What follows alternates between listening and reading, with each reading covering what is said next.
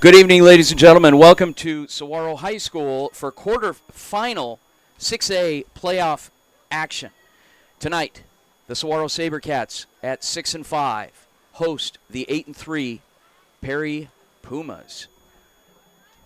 My name is Vince Delisio, joined by the Varsity Sports Show crew out here at Saguaro, and my broadcast partner for the evening, Mr. Tanner Tortorella. Tanner, you had a chance to speak with each of the head coaches. Your sense, your vibe coming away talking to both? The first thing I noticed was from the Perry Pumas sideline, and Coach Ortiz, who was looked like very motivated. He had a piece in the Arizona Central where he said, "I will do anything to beat Swords on Friday," and it means a lot to him because on his hat he has the initials EFR, which represents his grandpa, who actually passed away 3 weeks ago, and his grandpa used to mark everything with that. So he wanted to commemorate him by having that. And so it's a very emotional time. They're very motivated on that sideline. They're locked in. For Ortiz, when he coached at Glendale Cactus, he lost to Saguaro his first year there, and then he lost his last game there. So he's obviously very motivated and very well know this team in the playoffs. And for the SaberCats sideline, they're just as motivated. Coach Zach Hill was short but sweet when I talked to him, saying that they have playmakers, but so do we. They're locked in, and it's going to be a good ball game. So let's run the interview with Coach Ortiz first that we had pregame and see how. We've got the teams coming out for the. Let's go with Coach Ortiz from Perry. Hi, I'm Tanner Tortorella of Varsity Sports. I'm sitting next to Perry Pumas head football coach, Joseph Ortiz. Ortiz, you talked about how much this game means to you. How are you controlling the emotions on your sideline while keeping the players motivated? I say that during the week, but once you get here, it's just another game. So we're calm, we're cool, collected. The kids are juiced. They've had a great week of work. We're excited to see what happens. And, I'm good. Okay, and obviously the offensive weapons that the SaberCats have. How are you looking to control, Jaden Matthews, Mason Bray, all of them? Just be gap sound. Defensive game plan is good all week, and we just have to make sure we make tackles. And if they break one, they're probably to the house. So we just got to make sure we gang tackle and contain them, and just be gap sound and fly around and play hard. And you have EFR. Do you want to go maybe explain why you have that, what that means to you? Yeah, my grandpa passed away about 3 weeks ago, and that's his initials. So growing up, he would put everything EFR, his chairs, anything that was his, he would put his initials on it. So I did that, and I did this morning in a memorial to him. Thank you, Coach. Really appreciate that. Jaden Matthews takes the opening kickoff up to about the 35-yard line. A nice little return, giving the SaberCat offense some good field position to start off this game. Kickoff by 82, James Dean. Here comes the offense for the SaberCats. The quarterback, number 14, Mason Bray. In the backfield, number 3, familiar face, familiar number, Jaden Matthews. Split out wide, J.C. Dickerson, top of your screen. Twin receivers at the bottom of your screen. Shotgun formation. Matthews offset back. Snap a little wobbly. Bray gets it out and completes it on the run. First down, SaberCats. Great job by Bray there, not to be scared by the fumble right there, just to find a man down here, pick it up, and it looked like he was about to run with it, but then found him downfield, sling it. Now they're at midfield. From disaster to now, a great play right there. 1st and 10, ball at midfield. Bray. Some shifting in the backfield. Bray, the give. Matthews on the carry. Sneaks out about 2 yards.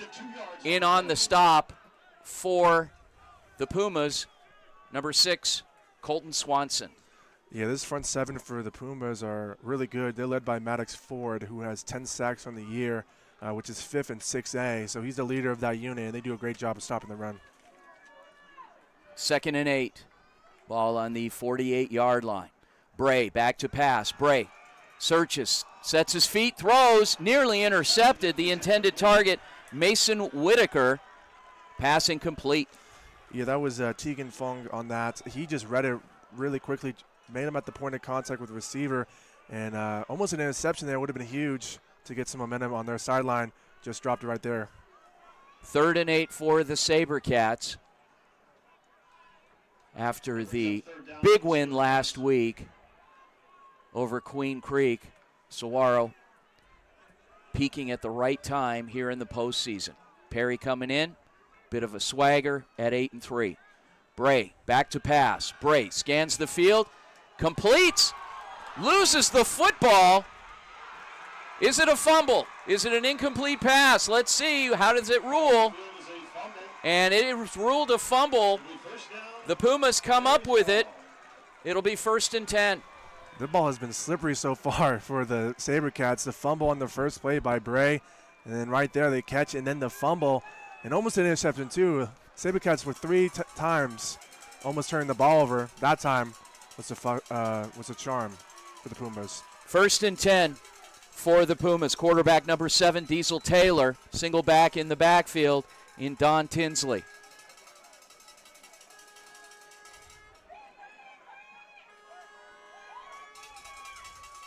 Four receivers split out wide.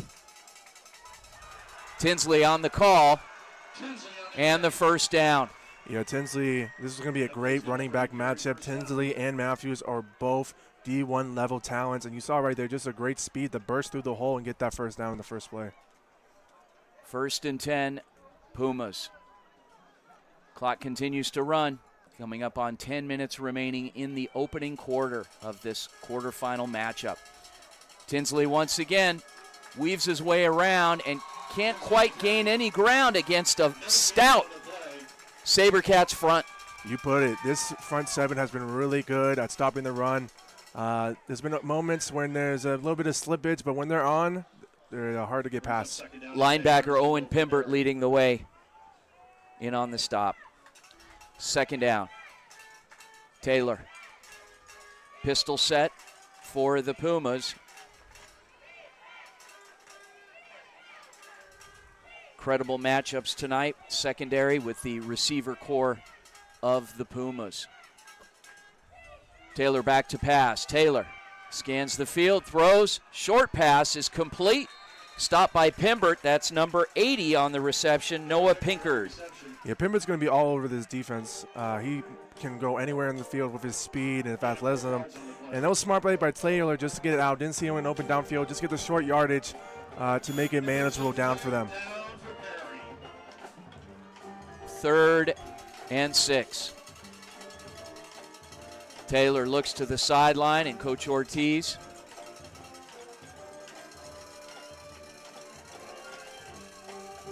Taylor back to pass. Taylor throws, completes once again, threading the needle. The reception that time by 17. That was Hayden Moon. Great play by Taylor just to spike it or sling it towards between 2 SaberCats defensive backs. Was able to get that big yardage right there. Taylor not facing a lot of pressure right now, making those throws look easy. Pistol set once again for the Pumas. Had a chance to speak with quarterbacks coach Mike Giovando during pregame. He was out here and has worked with Taylor as well as many other quarterbacks all over the state of Arizona. The give inside to Tinsley, gains 2. Yeah, Taylor's been really great this season, 1,800 yards and 87 yards too, and then 26 touchdowns, 7 interceptions. He's 9th in 6A in passing yards. Doesn't really get outside the pocket often, but he doesn't really need to with the arm that he has. Clock continues to run, 8 minutes left in the first quarter.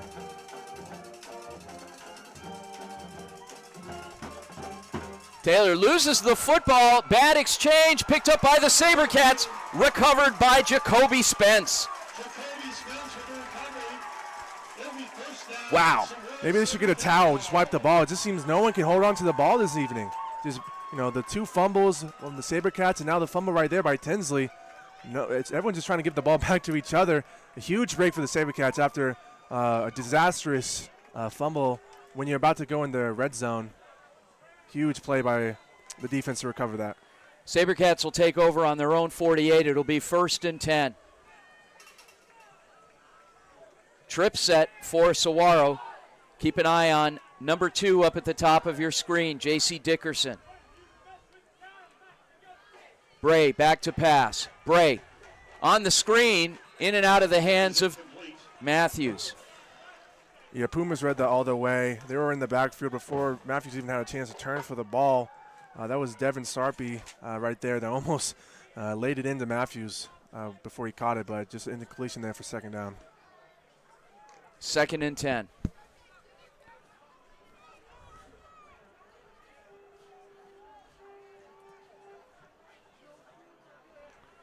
Bray, and here come the Pumas. Bray releases on the out route, finds Dickerson, turns it upfield, runs out of field, heads out of bounds. 1st and 10, SaberCats. Yeah, Dickerson is just one of the many playmakers on this offense with a lot of speed right there. Dickerson, Matthews, a lot of weapons for Bray to take advantage of, and he so far has done really good. Just those turnovers, or that turnover in the red zone cost him. Trip set for Saguaro. Bunch at the bottom of your screen. Matthews in the backfield, now goes in motion. Bray, empty set, looks, scans, has all the time in the world, gets rid of it, and on the comeback, finds 84. Camden Siegel, the tight end, who flexes out. And 1st and 10. Looks to be 1st and goal on the 10 for Saguaro. Yeah, Siegel was on a streak right there down the sideline, saw that Bray was leaving the pocket, came back to his quarterback. They have had great chemistry so far this year when they play together. Bray goes over the top once again, finds Whitaker, steps out of bounds inside the 5, call it the 2-yard line. 2nd down. That great play, almost a touchdown right there. Just try to get it out quickly, try to catch up the Pumas off guard. I just wasn't able to score here, but with the playmakers they have, especially Matthews, they could punch this in really easily. Saguaro comes in with a 2-back set, split backs. Checking in for the SaberCats, 22, Jacob Brown. Bray back to pass. Bray evading defender, still on his feet, heading for the end zone, and he's in for the SaberCats touchdown. An underrated part of Mason Bray's game is his legs. You saw it all over that drive. He was able to escape the pocket, look downfield, found Siegel on that play action just to find him down the field, and then right there, evading the pressure and getting in. That was really the X factor of this game. Yet the Pumas have great pressure. They get to the quarterback really often, and so Bray so far has been really great at avoiding that pressure and putting the SaberCats on the board early. Bohampton in to kick the extra point for Saguaro. Kick is up and good. And just like that, the SaberCats turn misfortune into fortune on a bad exchange, recovering a fumble, and 7 points later, leading the Pumas. Let's go to that pregame interview with Coach Zach Hill.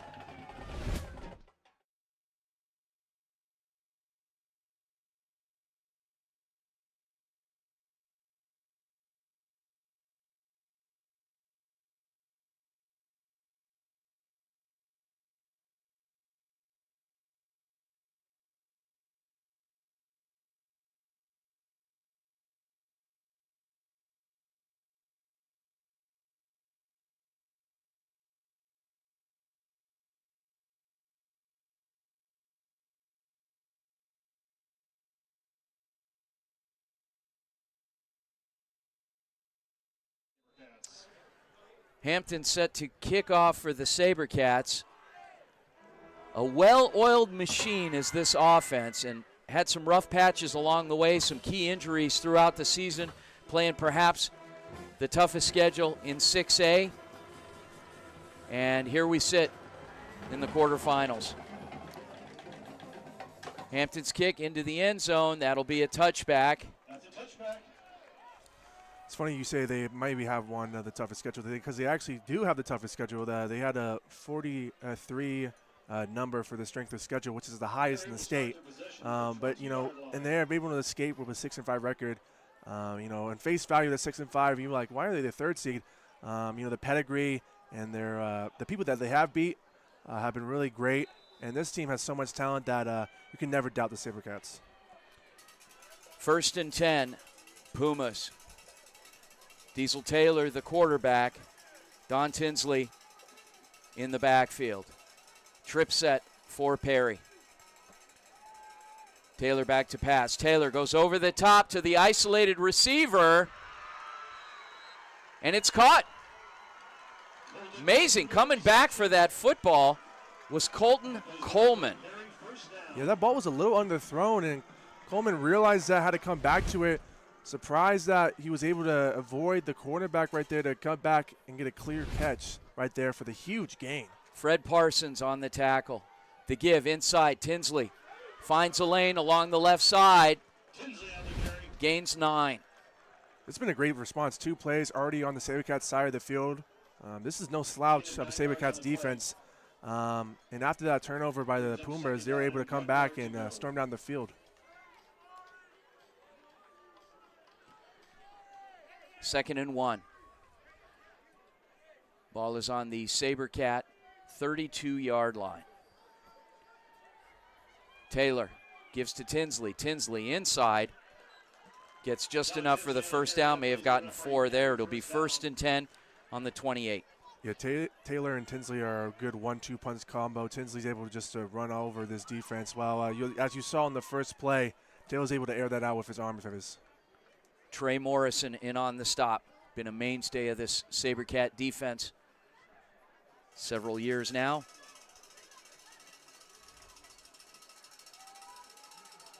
Taylor looks, scans, keeps, and brought down.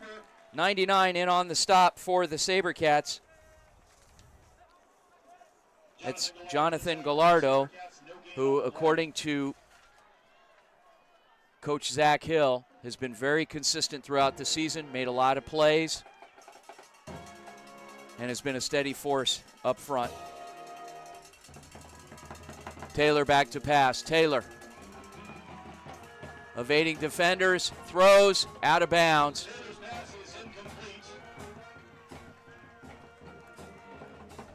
Smart play by Taylor there just to get the ball out. The pressure of the SaberCats defense, we talked about it, has been really good so far to get to the quarterback. Stopped him when he tried to escape the pocket the first time, and that time he just had nowhere to go, had to throw the ball out, forcing the 3rd down. This is a good response by the SaberCats defense after giving those 2 huge plays. 3rd and 10 for Perry. Empty set, 5 receivers out wide. Trying to spread the field. Here come the SaberCats. And Taylor just getting it off. Pass incomplete. It'll be 4th down.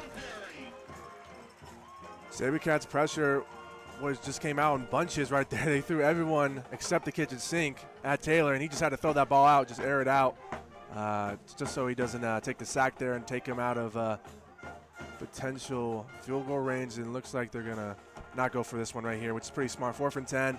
You don't want to take yourself out of this game. Just want to be smart here. Well, they're going to attempt a field goal here. It looks like it'll be 44 yards, 45 yards. Kick is up. And it's good. Great kick. Got to give credit where credit is due. And 82, once again, James Dean. Thanks again for joining us on the Varsity Sports Show Game of the Week. Quarterfinals, we'll be right back. Hey guys, Vince here to talk about Angel Dentistry. It's where my wife and I have gone for over 10 years, and we trust them with our routine and extensive dental care because they care. Dr. Amber Angel is an Arizona native, born in the town of Miami, and has been practicing in the Valley over 20 years. For general to comprehensive dental services, call 602-788-2008. Located off of Cave Creek Road, just north of the 101 in North Phoenix. Angel Dentistry, proud supporters of our young people and proud partners of the Varsity Sports Show. Welcome back to the NFHS Network and the Varsity Sports Show Playoff Game of the Week, live from Saguaro High School. Vince DeLisio, Tanner Tortorella here. Perry about to kick off. Deep to receive, Jaden Matthews, J.C. Dickerson for the SaberCats.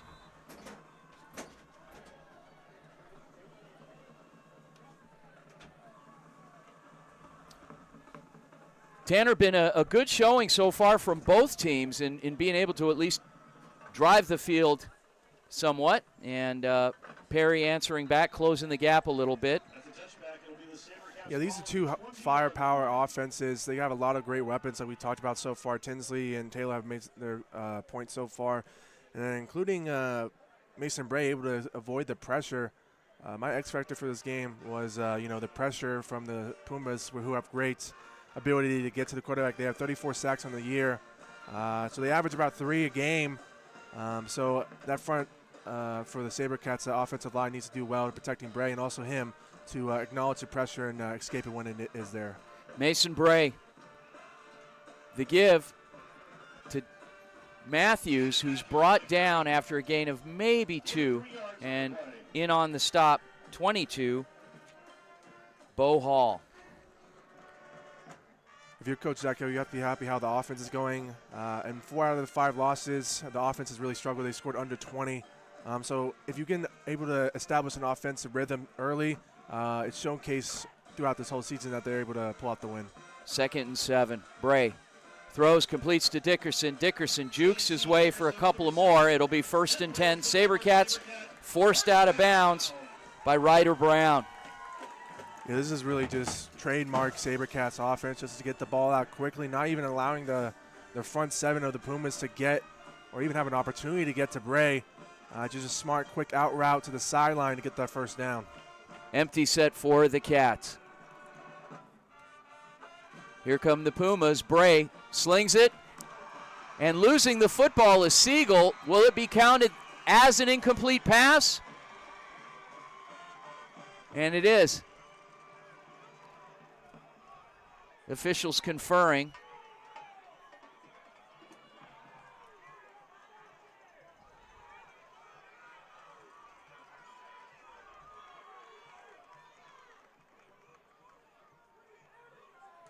And it's an incomplete pass.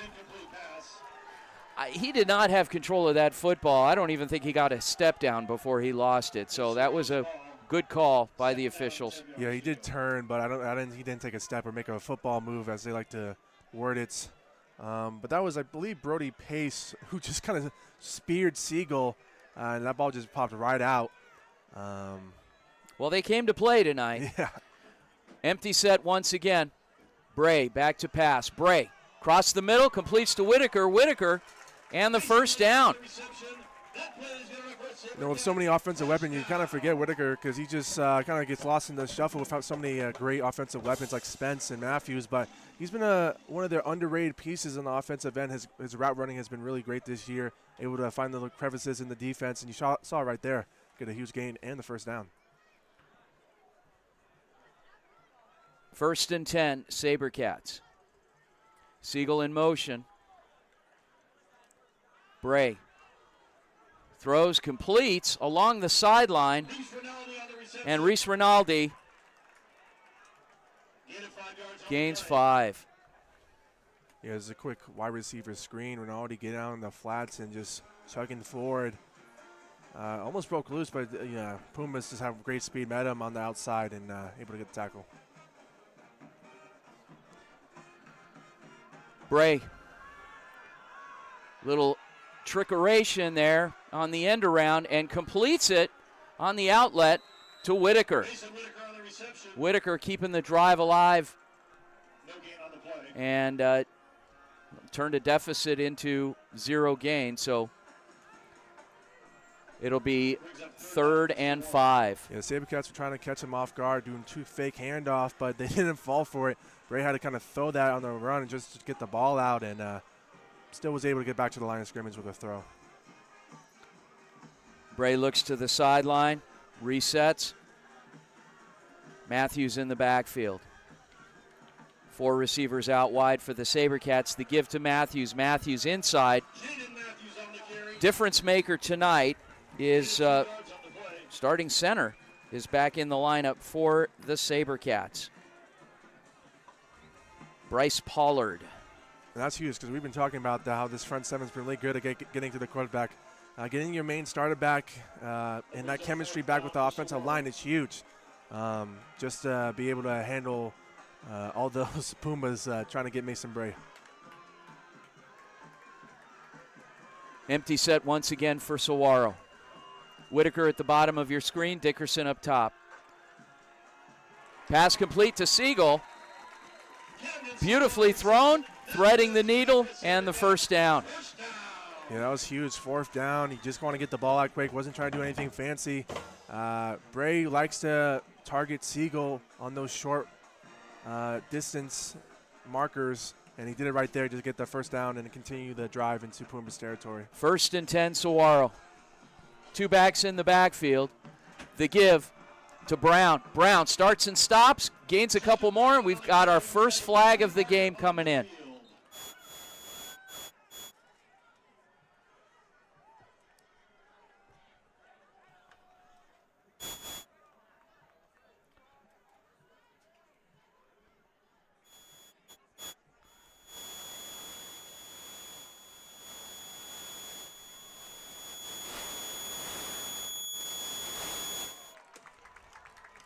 All right, well, face mask against the defense will give Saguaro some real estate and a first down. Yeah, it's going to put him inside the red zone right here. And again, they're marching. Defense needs to make a stop if the Pumas want a chance to get back in this game.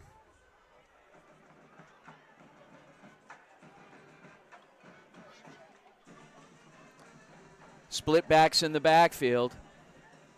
Matthews and Brown. Matthews with the football. Trying to turn the corner. Couldn't quite get there and stopped on the play by Nate Lauritsen Jr. Yeah, Nate Lauritsen Jr. is one of the big players on this defense. Him and Maddox Ford are really leading the pressure game. He's a middle linebacker, has 4 sacks, interception on the year. Him and Ford have been a huge part of stopping the run, and you saw it right there. Bray, another flag comes down. Looks like we've got some movement up front. It'll go against the SaberCats.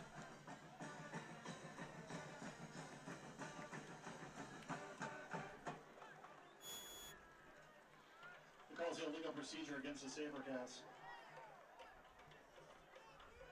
Yeah, you can't have that. You know, you get a huge play, you convert on 4th down, you get back in Pumas red zone, and then, you know, you blow the run. They're able to get in the backfield and then a false start, make it 2nd and almost 20.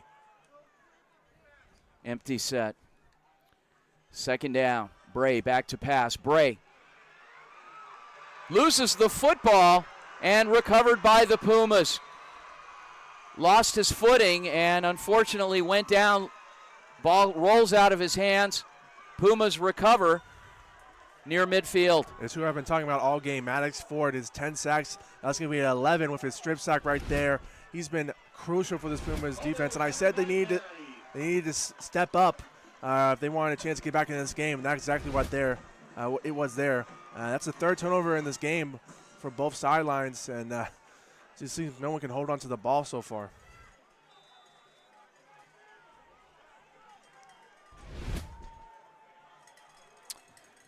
First and 10. Diesel Taylor, the quarterback. Pistol formation, trip set. The give, finding a lane along the left side is Tinsley before finally being stopped on the play. And in on the stop, Trey Morrison. Now the SaberCats are in the same position that the Pumas were just a minute ago. They were storming down the field and then turned the ball over. And I said the Pumas needed to step up, and they did. Same thing for the SaberCats right here. Coming up on the end of the quarter here, inside a minute.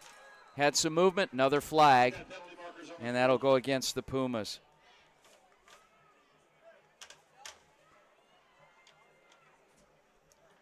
Calls illegal procedure against Perry.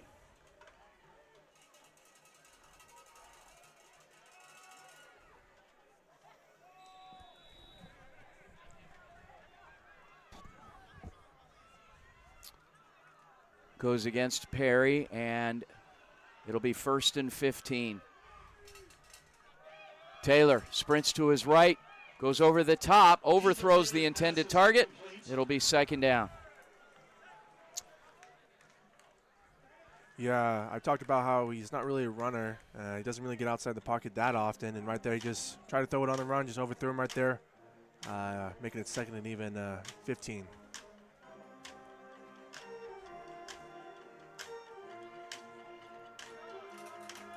On 2nd down, Taylor back to pass. Taylor, a lot of time, on his feet, finally wrapped up, and Morrison once again leading the charge.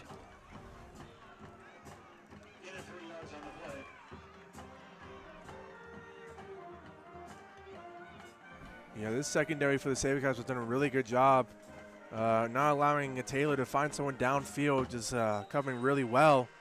And Taylor just forced to use his feet and doesn't get very far for the 3rd down. End of the first quarter, Damian Soki also in on the stop there. End of the first quarter, the SaberCats lead the Pumas 7-3 here on the Varsity Sports Show playoff game of the week. Saguaro hosting Perry. We'll be right back.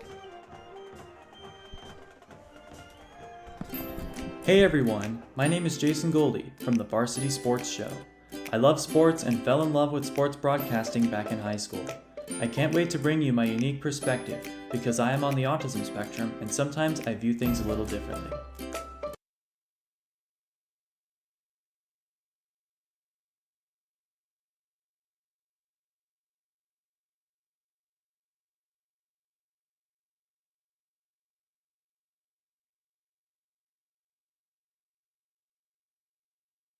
What's inside you?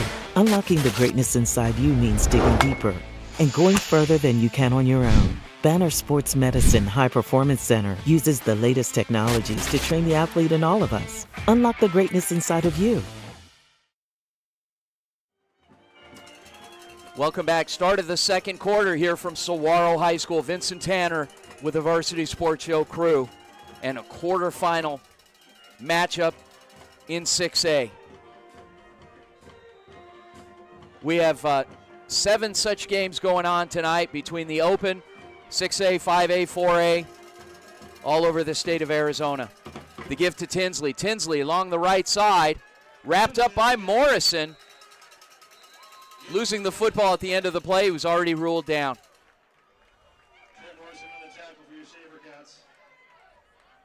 May have gained 2 on the play.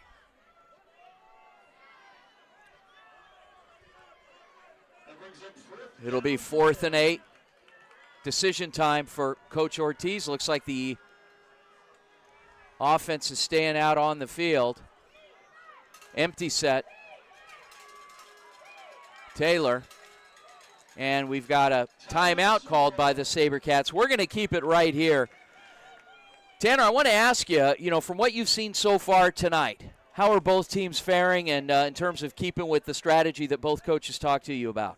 Yeah, the Pumas are doing a really good job. I talked about what they had to do to contain Bray and Matthews on the offensive end, and Coach Ortiz talked about just staying in front of them, just stopping them before they had a chance to get open, and because they have the opportunity to take it to the house with any single play, and they've done that so far because of their front 7, led by Maddox Forks, who just got his 11th sack, a strip sack, to give the Pumas this offensive drive right now.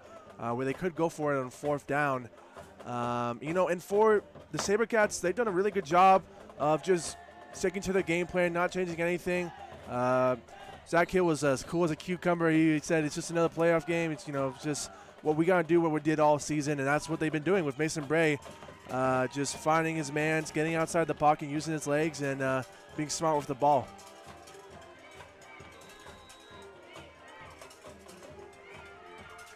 Taylor sprints out to his right. Keeps. May have had enough for a first down. Stopped on the play by Pimbert. We'll see where that spot ends up. That's going to be close because Taylor was hit in midair. They kind of moved his body. Don't know if he followed on that first down, but let's see.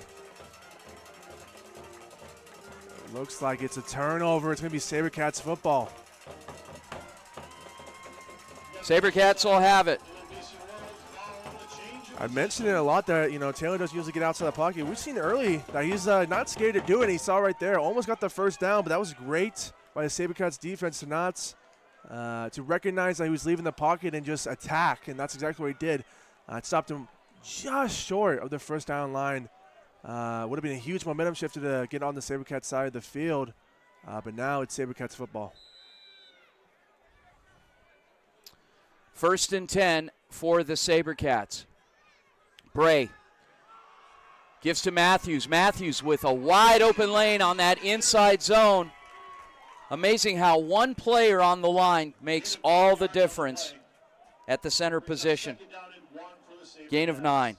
Yeah, Matthews showcasing that D1 speed right there, just finding a hole and blasting through it. It was almost a blur out there and just fought for that first down. That was almost too easy. Like you said, getting that center back looks like he's playing a dividend so far. Once again, Matthews still on his feet. He's going, gone. Touchdown, SaberCats.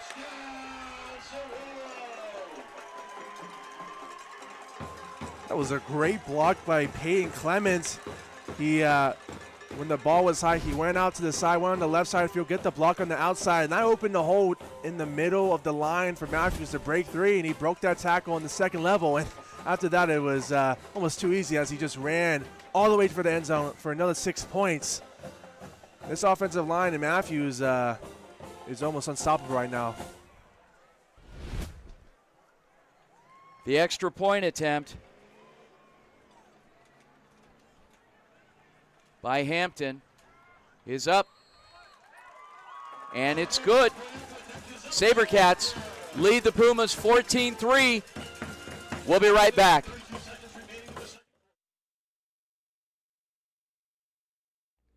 My name is Kyle Krikorian, and I'm a sophomore studying journalism at the Walter Cronkite School of Journalism and Mass Communication.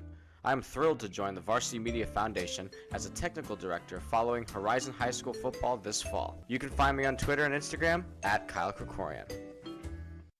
When you think of family restaurants and sports bars, think Bonfire. Bonfire is part of the Tempe landscape, supporting local schools. Join the Bonfire Booster Club Challenge. Mention Corona del Sol, Desert Vista, Marcos de Niza, Mountain Point, or Valley Christian, and that school's sports program will earn loyalty points. The winner after football season will earn a fundraiser at Bonfire. Come for the food and fun, support the community. Bonfire, open every day east of I-10 on Warner. Show your game ticket all day Friday and Saturday and get 15% off. 480-306-6801.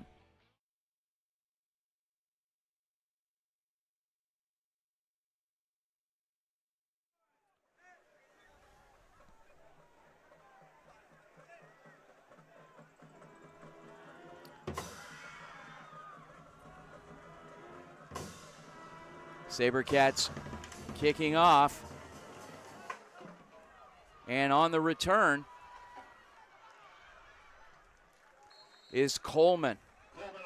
Perry will have it 1st and 10 inside the 30-yard line. Good field position as they take over. SaberCats both offensively and defensively have controlled this game to the perfection, up 14-3. They haven't lost a quarterfinal game since 2012. They had the forfeit in 2020, but they haven't lost a quarterfinal game since 2012 that they competed in. So this team's hard to beat early in the playoffs. They're used to playing for that championship.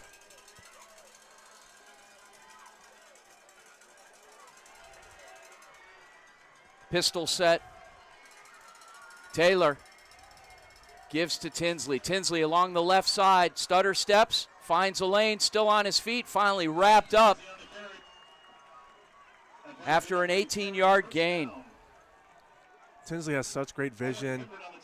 You saw the SaberCats on the outside, both of them charging him. He just did a little hop back inside to get a couple more yards and get that first down. Obviously, he's trying to rectify that fumble that he had earlier, and he's doing a good job so far. And bottled up inside. That time, it was Nunnally on the stop.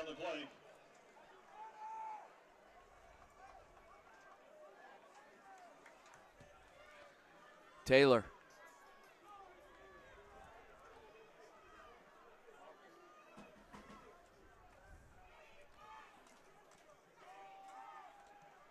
The give inside. Don Tinsley on the carry. Get it 3 yards on the play. Yeah, Tinsley's a bigger back, so he's 6'2", so he's able to chug along for a little extra yards to make it 3rd and manageable right here. I can expect Tinsley to get that rock again, either in a handoff or maybe in the flats trying to get open.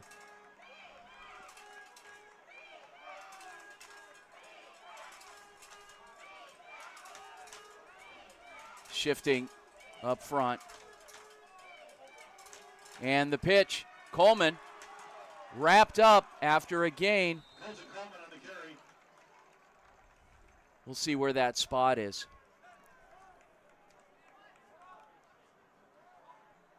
That brings up 4th down for Perry. I believe that was Owen Pimber who initially met Tinsley in the backfield. Was able to wrap him up, but he stopped him enough for his teammates to come up and force a 4th down. Huge play by Pimber just to contain him back inside. And now the decision time for Coach Ortiz. See if they go for it.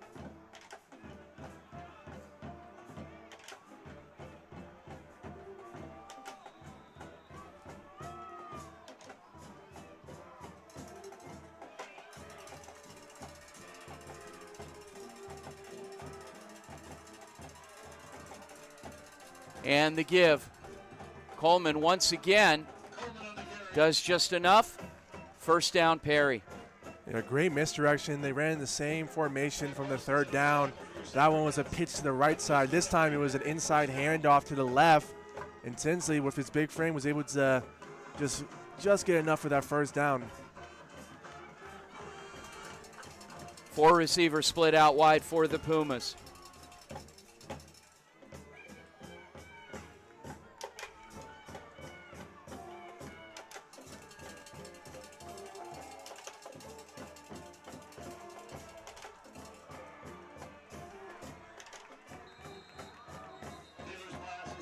Pass is complete. Penalty marker on the field.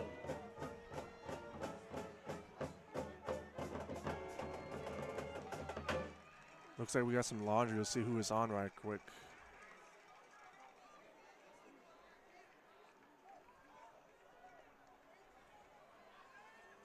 Personal foul face mask is called against the Sabercats. After the assessment. And that'll go against Saguaro for a face mask call. Yeah, eerie similar to the Sabercats when they were in the red zone, was the benefactor of a face mask call. But that was before that the Pumas were able to stop him and get the turnover. Let's see if the Sabercats can do the same thing. Don Tinsley on the carry. Fred Parsons in on the tackle for the Sabercats. And again, Tinsley just using his big legs to chug along for an 8-yard gain. 8 yards on the play.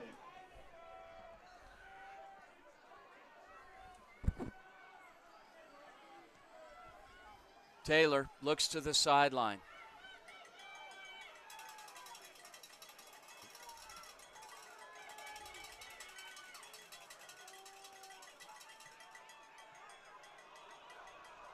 Colton Coleman on the carry.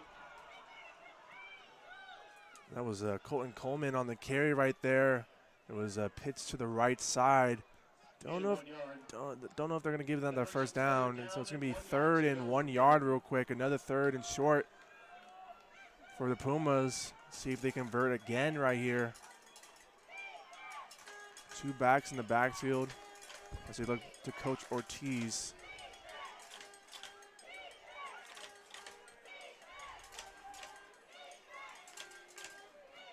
And the give. Colton on the carry. Coleman once again. It's first and 3rd to go for Perry. Yeah, Tinsley and Coleman are a good 1-2 punch combo. Both 6'1" and 6'2", so they carry a lot of weight, a lot of size to get those short and manageable, get those 1st downs. And you saw right there as we looked like we have a timeout here. Officials timeout on the field.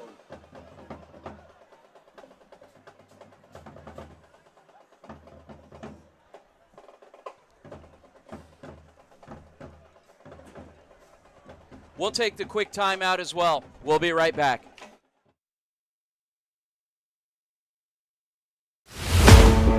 What's inside you? Is it strength?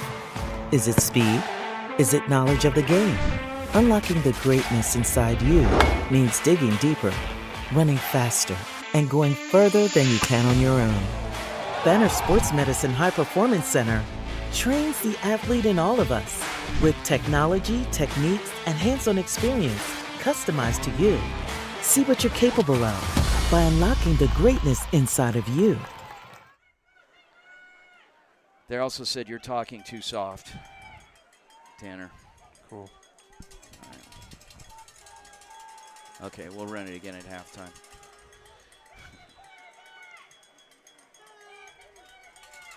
All right, the give to Coleman once again.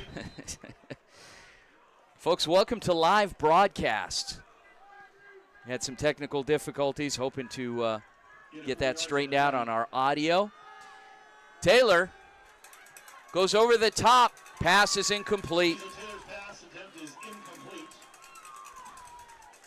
Yeah, rare throw. They've been really just running the ball out. You know, the big backs in Coleman and Tinsley, they've been able to do that with ease right there. Rare pass on this drive. Just missed him on the outreach hand. Now it's 3rd and goal here. Let's see what they do to try and get in that end zone to cut this lead.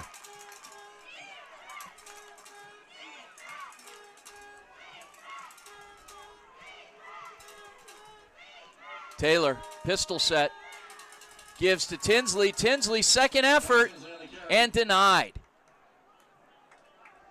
In on the stop. Yeah, the Pumas tried to motion a man in to get an extra block in to try and get some help to Tinsley in the end zone, but he was just met in the backfield before he even had a chance to force a 4th down right here. This is huge. This could be the game. Tinsley, and just gets into the corner where it'll be a touchdown for the Pumas. That's huge, just to get some points on the board, get that touchdown and respond, because you know if the SaberCats offense, they can score in a dime and score quickly. So getting back, responding, down 14-3 to cut it to a single score game is huge, and it's been the back of Tinsley who just carried them in that drive to get in that end zone right there.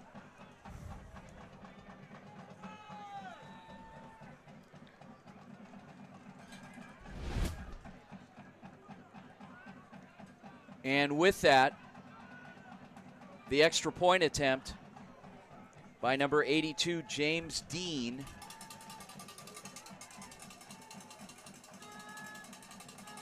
Kick is up and good. And the Pumas within 4 with 5 minutes remaining till halftime. We'll be right back.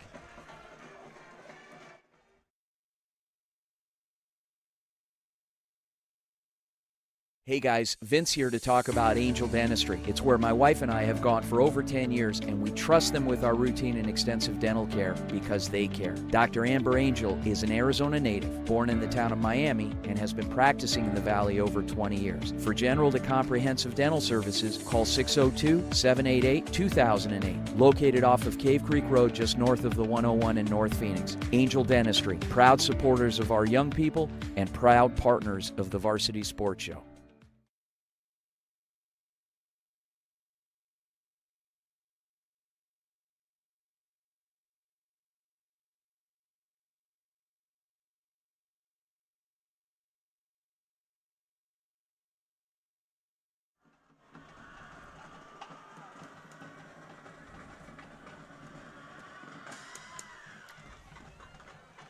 Ball sails into the end zone. It'll be a touchback for the SaberCats. Head coach for the Pumas, Joseph Ortiz, has done a great job with this program, taking this roster who was 0-6 in 2020 to now 8-3, a top 6 seed in the 6A playoffs. He's done a complete 180 on this entire program and this football team, and it's based on their resilience, and you see it so far. You know, down 14-3, had multiple 3rd downs, 4th downs. They needed to convert to stay in this game, and they did it. They did what they needed to do. Now it's time for the SaberCats to continue to extend that lead, just not give any life on that sideline. The give. And Matthews stopped on the play by Swanson. Gain of 2. Yeah, you saw in that last drive, Matthews and the offensive line were just in sync. Matthews able to find the holes that the offensive lineman's been giving him. Would like to see some adjustments from the Pumbas. You saw right there on that third down to kind of contain Matthews, doesn't let him get out in that open. Empty set now for the SaberCats. And Bray takes off. Very elusive runner. And the first down. I mentioned it previously, Mason Bray's legs are an underrated part of his game.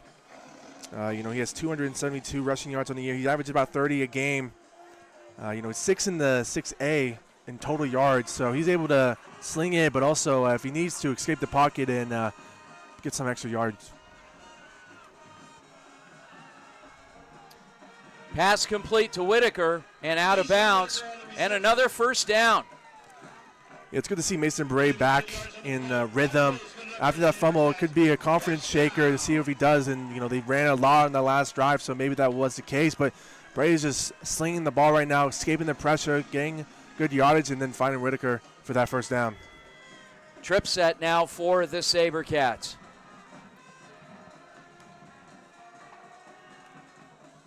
And Bray on the keeper finds a lane and another first down. Yeah, I don't know if he did that on purpose, but Mason Bray maybe let down the shoulder. It looked like he was looking for some contact and just fell towards that first down right there. Mason Bray's taking over this drive. Last time it was Jaden Matthews running the ball. This time Mason Bray taking hold of the rock and another first down. 1st and 10 SaberCats. Bray on the out route hits Dickerson, who heads out of bounds, gain of 9. Mason Bray just electric right there on that quick out route to the left side of the field. Was able to arch it a little bit over a defender, fit in the pocket, make it second and manageable. And this is just typical SaberCat football right here.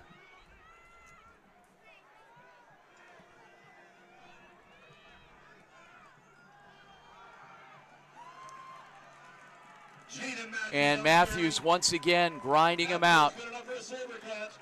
And a first down. Mason Bray letting Jane Matthews for once taking the ball out. Mason Bray's this drive has been really great. Letting Matthews get some of the glory, get that first down. And they're marching deep into Pumbaa's territory right here. Bray. The give once again to Matthews. Matthews, couple more. And as Coach Hill had said, they were going to go to their running game. Perry will call a timeout. We'll take the timeout as well with 2:47 remaining till half. SaberCats and the Pumas. We'll be right back. Hey everyone, my name is Jason Goldie from the Varsity Sports Show. I love sports and fell in love with sports broadcasting back in high school. I can't wait to bring you my unique perspective because I am on the autism spectrum and sometimes I view things a little differently.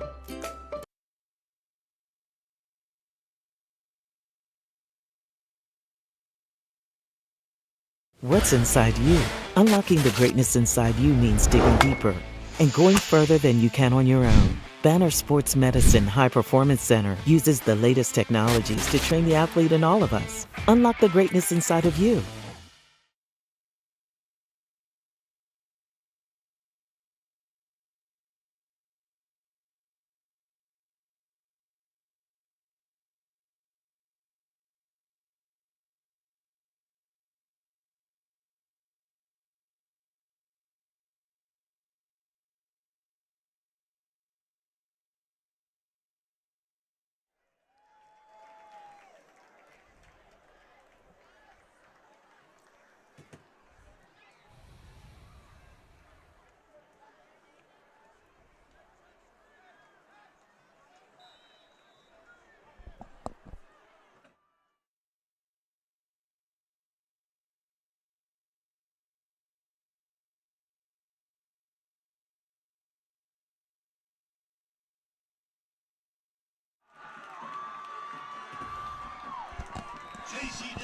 Dickerson gains 8 on a carry of about 40. Yeah, he went from left to right, covered every single side of the field, every yard, and every turf, every grass turf on that field has been touched by the cleats of J.C. Dickerson. And he's, again, one of the many names of great speed. You saw right there just to outrun this entire Pumas defense.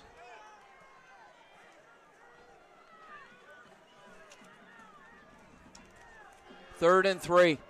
Bray, once again, putting this team on his shoulders and rushing for another first down. And Mason Bray, again, using his feet. It's been all over this drive. He's been able to escape the pressure, run when it needs to be needed. And you saw it again right there, getting that first down inside the 15 of the Pumas, and they're just marching. The Pumas defense needs another stop in the red zone like they did last time.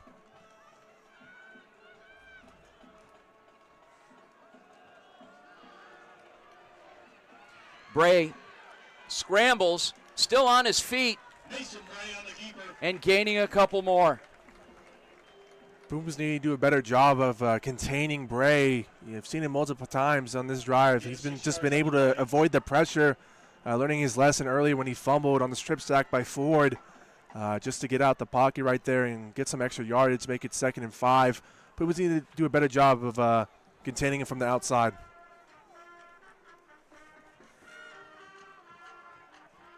Bray gives inside to Matthews. Matthews grinds out a couple more to about the 5-yard line.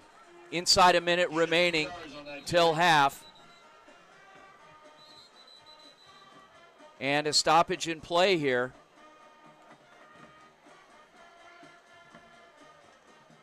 SaberCats will take a timeout. We'll take another timeout as well. Under a minute remaining. We'll be right back.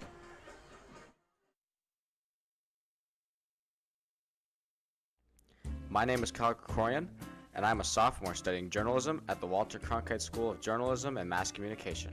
I am thrilled to join the Varsity Media Foundation as a technical director following Horizon High School football this fall. You can find me on Twitter and Instagram at Kyle Krikorian. When you think of family restaurants and sports bars, think Bonfire. Bonfire is part of the Tempe landscape, supporting local schools. Join the Bonfire Booster Club Challenge. Mention Corona del Sol, Desert Vista, Marcos de Niza, Mountain Point, or Valley Christian, and that school's sports program will earn loyalty points. The winner after football season will earn a fundraiser at Bonfire. Come for the food and fun, support the community. Bonfire, open every day east of I-10 on Warner. Show your game ticket all day Friday and Saturday and get 15% off. 480-306-6801.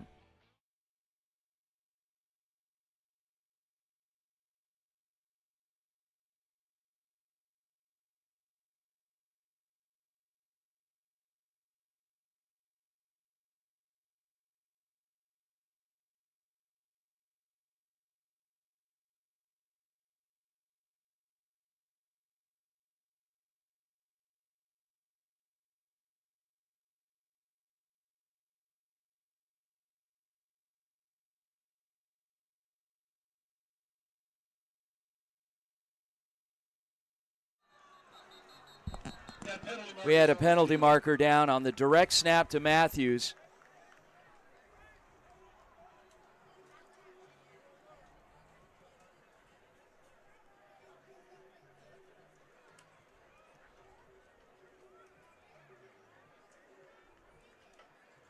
And that goes against the SaberCats. That'll come back. That's massive for both sidelines. You know, the Pumas, that Wildcat right there to Matthews, direct snap to Matthews, looked like it was going to equal to 6 points. Now it's 3rd and long, and it looks as it's definitely a throwing situation right now. And if you're the Pumas, that's huge, because now if you stop right here, stop them to, you know, a minimum of 3 points, and you get the ball at half, it keeps you in this game. Bray goes over the top and completes. Siegel on the reception, gets ever so close. Now at about the 6-yard line on 4th down. Decision time for Coach Hill. Will he take the points or will he put the pressure on the Pumas and go for it?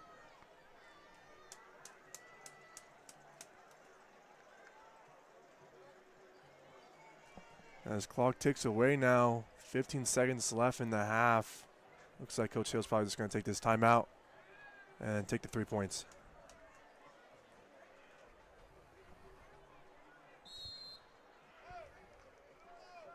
Yeah, timeout by the SaberCats with under 5 seconds left in the half.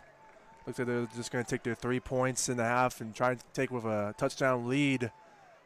Pumas will get the ball to start the second half. So Pumas did a great job right there. You know, those mistakes by the SaberCats cost them.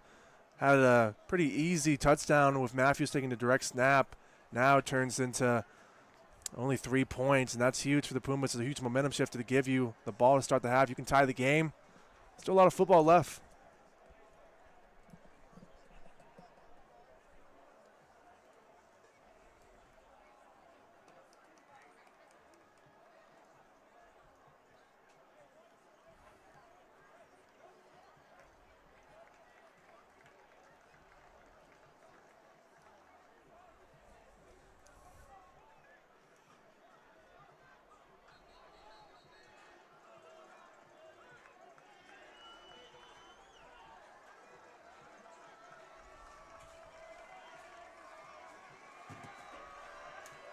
Now in to attempt the field goal.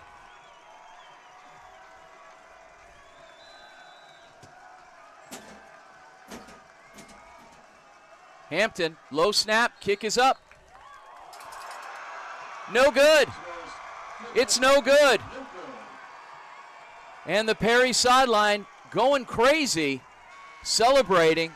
And that's halftime, folks, where the SaberCats lead the Pumas 14-10. Stick around, enjoy halftime. We'll see you in the second half.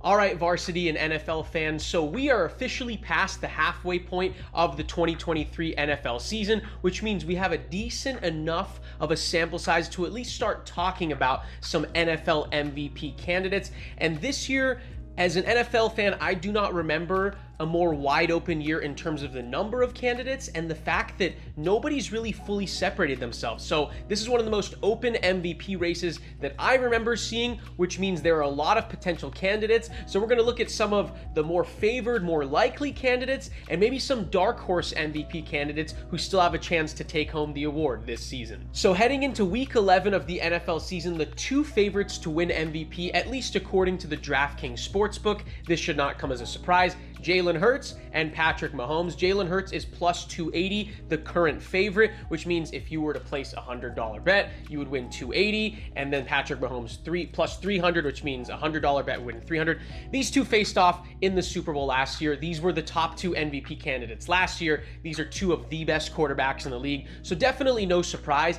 But in my opinion, at this point, I don't think either of these two should be considered the favorites, or I wouldn't give it to either of them because both of them are playing a little bit below the standards that we expect from them. And oftentimes when it comes to the MVP, unfortunately, you're assessed by your own body of work. And if you're not playing as well as you normally do, these two are still playing great football, but compared to their normal superstar statuses, they're not quite at that level. So at this moment, I wouldn't give it to either of these two. So the next two candidates are Lamar Jackson at plus 425 and Tua Tagovailoa at plus 550. Now, both of these guys have had very good seasons. Lamar Jackson's already won an MVP, but I don't think Lamar is going to win at this point because even though he's had a very good season, his counting numbers in terms of passing, touchdowns, and yards, not quite as good as his great MVP season in 2019. And compared to the type of quarterback that usually wins, usually you see QBs with better passing numbers, and also Lamar Jackson hasn't had as many rushing yards as he normally does. So because he hasn't played to his own great standards or his previous standards, at least when he did win the MVP in 2019,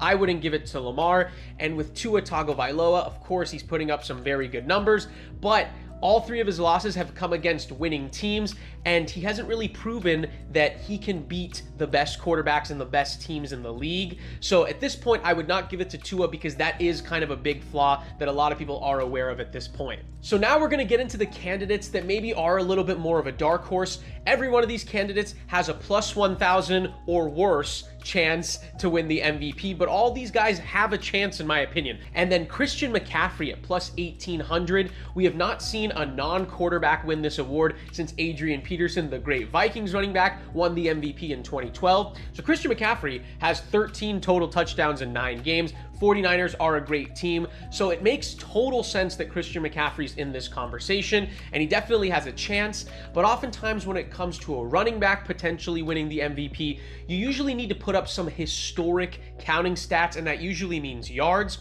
Christian McCaffrey's averaging over 100 yards per game. He's going to finish with incredible numbers, but I don't think he's going to reach those incredibly historic rushing numbers that we've seen from previous candidates, like when Adrian Peterson had over 2,000 rushing yards. I don't think Christian McCaffrey gets quite there, which means his chance to win an MVP as a running back is not the best in my opinion, but he still has a chance. How about the Texans rookie QB, CJ Stroud? CJ Stroud is still only plus 2,500 to win the MVP, but the guy is among the top QBs in the league in terms of passing yards, passing touchdowns. He has a great touchdown to interception ratio, 15-2, which is the best in the NFL, and he's just a rookie. A rookie has not won the MVP in the NFL since Jim Brown in 1957, but nobody thought the Houston Texans would be above 500. Nobody thought they'd have a winning record at 5-4. They really struggled the last couple years. So CJ Stroud in his rookie year to be able to turn it around, add the value he's had, and put up these great numbers as a rookie and help the Texans be a big reason, the main reason probably, that the Texans have a winning record. I think he should be in the conversation, and honestly, one of the front runners because of how good he's been. So Dak Prescott could be a dark horse at plus 3,500, especially if the Cowboys end up beating the Eagles the second time. And Dak Prescott, he's put up some great counting stats, but if he wins a couple big games, Cowboys make the playoffs, and he continues his good ways, especially the last 2 weeks, the way he's been playing. If he continues that, hey, plus 3,500, he's got a chance. He's got a chance. So then we have two players at a position that has never won the MVP, and that is both Tyreek Hill and A.J. Brown. Now, both these guys have been incredible for their respective teams. A wide receiver has never won the MVP award, but this year, where no QB has fully separated themselves, we could see Tyreek Hill, especially since he's on pace for a 2,000-yard receiving season, which no wide receiver has ever done. If he gets there, he's in the conversation. And A.J. Brown is close to a 2,000-yard pace as well. The Eagles have the best record in the league. Jalen Hurts hasn't played quite as well as he normally does. So A.J. Brown is a big reason why the Eagles are 8-1 and the best team in the NFL. And last but not least, we're going to go with two defensive players, both Myles Garrett and TJ Watt, both NFC North edge rushers who both have double-digit sacks in single-digit games. TJ Watt has 10.5 sacks and 2 forced fumbles in 9 games. Myles Garrett, 11 sacks and 4 forced fumbles. And both these teams are defensive-minded. They're both 6-3 despite struggling offenses. So these two defensive players are going to try to be the first defensive players since Lawrence Taylor to win the MVP in 1986. But these are the two pillars of two great defenses, which is why these two deserve to be in the MVP conversation.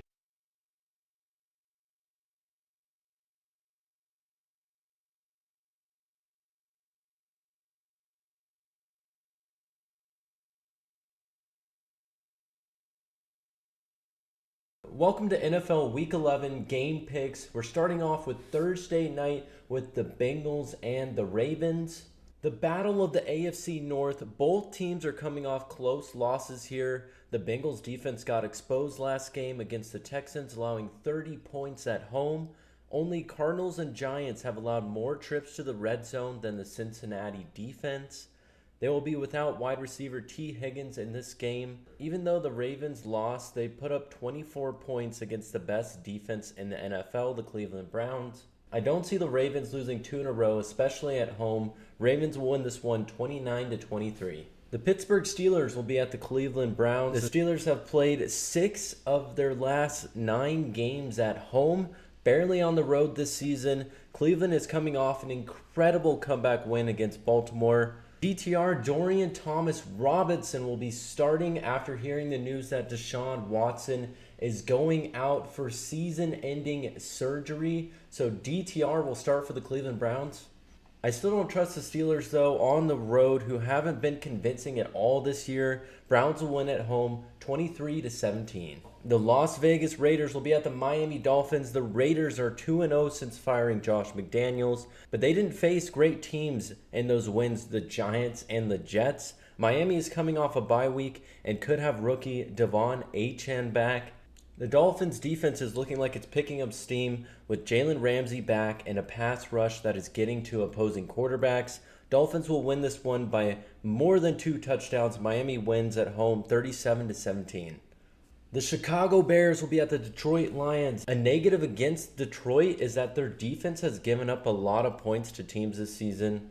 24 to Carolina, 20 to Green Bay, 37 to Seattle, 38 to Baltimore, and 38 to the Chargers last week. Detroit is 22nd in coverage grades this season. Their offense, though, has proved to be a high-scoring one and is doing enough to win games.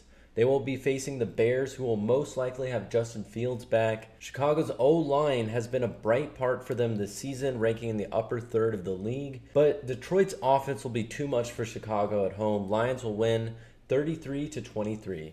The Tennessee Titans will be at the Jacksonville Jaguars. Jacksonville is coming off their worst loss of the season to the 49ers, where they only put up 3 points in that game. They will get a chance to bounce back against the Tennessee Titans at home. The Titans are also coming off a loss. Their secondary is pretty average this season, and while quarterback Will Levis had a great debut, he hasn't performed well since. Of 41 quarterbacks with at least 60 plays this season, he ranks as the 4th lowest success rate. That is not good.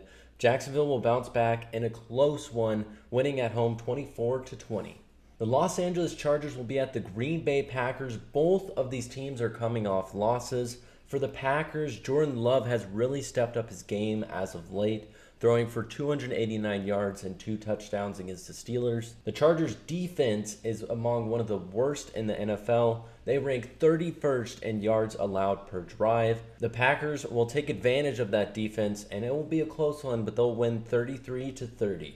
The Arizona Cardinals will be at the Houston Texans. The Texans are on a roll, and rookie quarterback C.J. Stroud is playing at an all-time high. On defense, their coverage ranks 12th in the league and will cause some problems for Kyler Murray, but their run defense isn't the best. So if Arizona can find a way to win, they will have to run the ball well against this Texans team. And whenever Kyler Murray is playing at quarterback for the Cardinals, they always have a chance to win the game. But I don't see the Texans stopping their win streak here, and they'll defeat the Cardinals at home 28-24. The Dallas Cowboys will be at the Carolina Panthers. The Panthers have only 1 win on the season and can't produce anything on offense at the moment. They've only scored 13 on defenses that give up a lot of points in their last 3 games.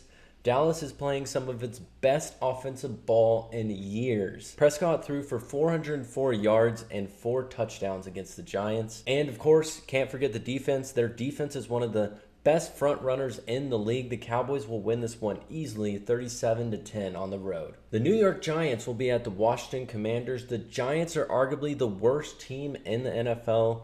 They are relying on Tommy DeVito on offense, and their defense got beat badly against the Cowboys. They gave up 32 first downs and 640 yards in that game. The Commanders can score and will take advantage of this Giants defense. Quarterback Sam Howell is leading the league in passing yards with 2,783. Washington will win this one 30-14. The Tampa Bay Buccaneers will be at the San Francisco 49ers after dropping 3 games in a row. The 49ers answered all the critics last week and demolished Jacksonville. They have now won 7 straight in November games and are excellent in the cold months. Tampa won last week against a mediocre Titans team, and prior to that, they lost 4 games in a row. Their defense played well last week, stopping Derrick Henry, and they held the Titans in the red zone twice and had a late interception, so the defense came up clutch for them, but they'll be facing a 49ers offense that is at full capacity. And the 49ers at full capacity are really one of the best teams in the league, so I see them winning here 24-13.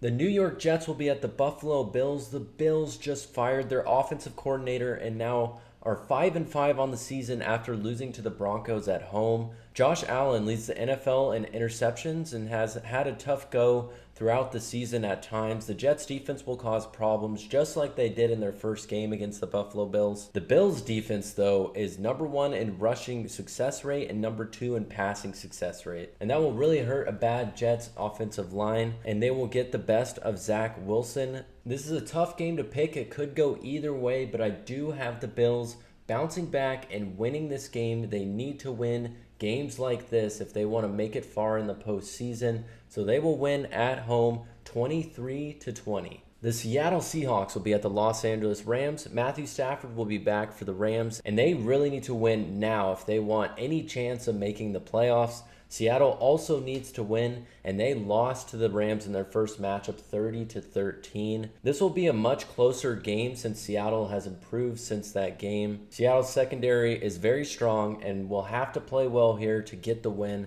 Rams secondary is not as strong as Seattle and will have a tough time facing Geno Smith and all of his offensive weapons. Seahawks will win this game. It might be close. They'll win 29-26.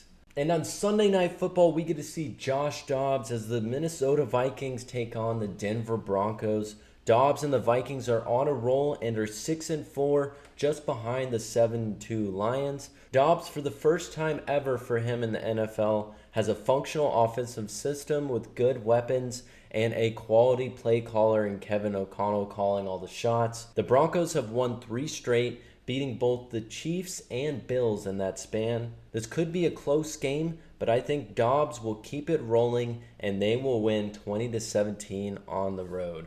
And for the final game on Monday Night Football, we have the Super Bowl rematch. The Philadelphia Eagles will be at the Kansas City Chiefs. This could also be a Super Bowl preview for this year. Not sure. These are 2 of the best teams in the league right now. Both of these teams are coming off a bye, and they've had time to prepare for this big matchup. Jalen Hurts hasn't looked as good this season, though. After that Super Bowl loss, he hasn't looked the same. He's a little banged up right now. And the Chiefs' defense is actually better this year than it was last year. And they've been really helping the Chiefs win some games, especially as of late with Patrick Mahomes and Travis Kelce not playing up to their normal high standards. But they've been okay on offense. They've done enough to get it done. And they will really test this Eagles secondary, see if they're the real deal. This is another game that could go either way. Both teams coming off a bye, as I said, and they will be well prepared for this game. But I do have the Eagles getting their revenge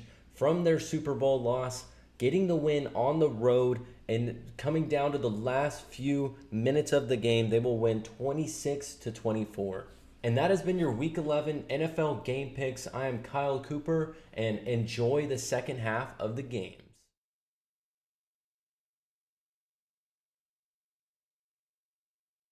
I'm here at Corona del Sol High School in Tempe, where it is senior night for the Aztecs football team. Arizona boasts some of the best high school football players in the country, yet it does not allow high school athletes to profit from the use of their name, image, and likeness. I talked to some students and adults to get their opinions on whether Arizona should join the trend and start allowing these amazing student athletes to earn some money for all the hard work they do out here on the field. I do think that they should allow athletes to get NIL in high school. You know, it can be very beneficial to families, you know, that aren't making as much money, and with kids playing sports all the time, you know, they don't have the time to get a job and help out. I feel like a lot of these 5-star athletes bring a lot of media coverage and good attention to the school. Students aren't the only ones who support allowing athletes to benefit from NIL profits. These kids spend so much time doing football. It's pretty much like a full-time or a part-time job. They have school, they have homework, and they're doing 20-plus hours a week of football. And so it'd be fantastic for them to be able to profit off of their abilities and their hard work.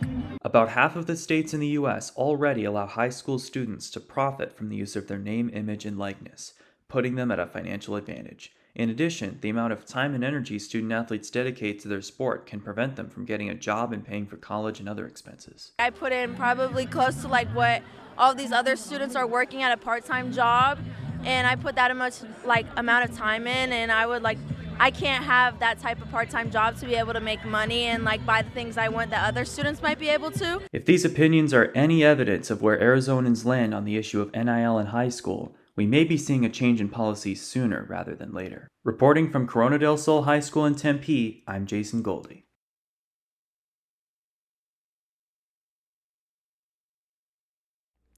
My name is Kyle Krikorian, and I'm a sophomore studying journalism at the Walter Cronkite School of Journalism and Mass Communication. I am thrilled to join the Varsity Media Foundation as a technical director following Horizon High School football this fall. You can find me on Twitter and Instagram at Kyle Krikorian.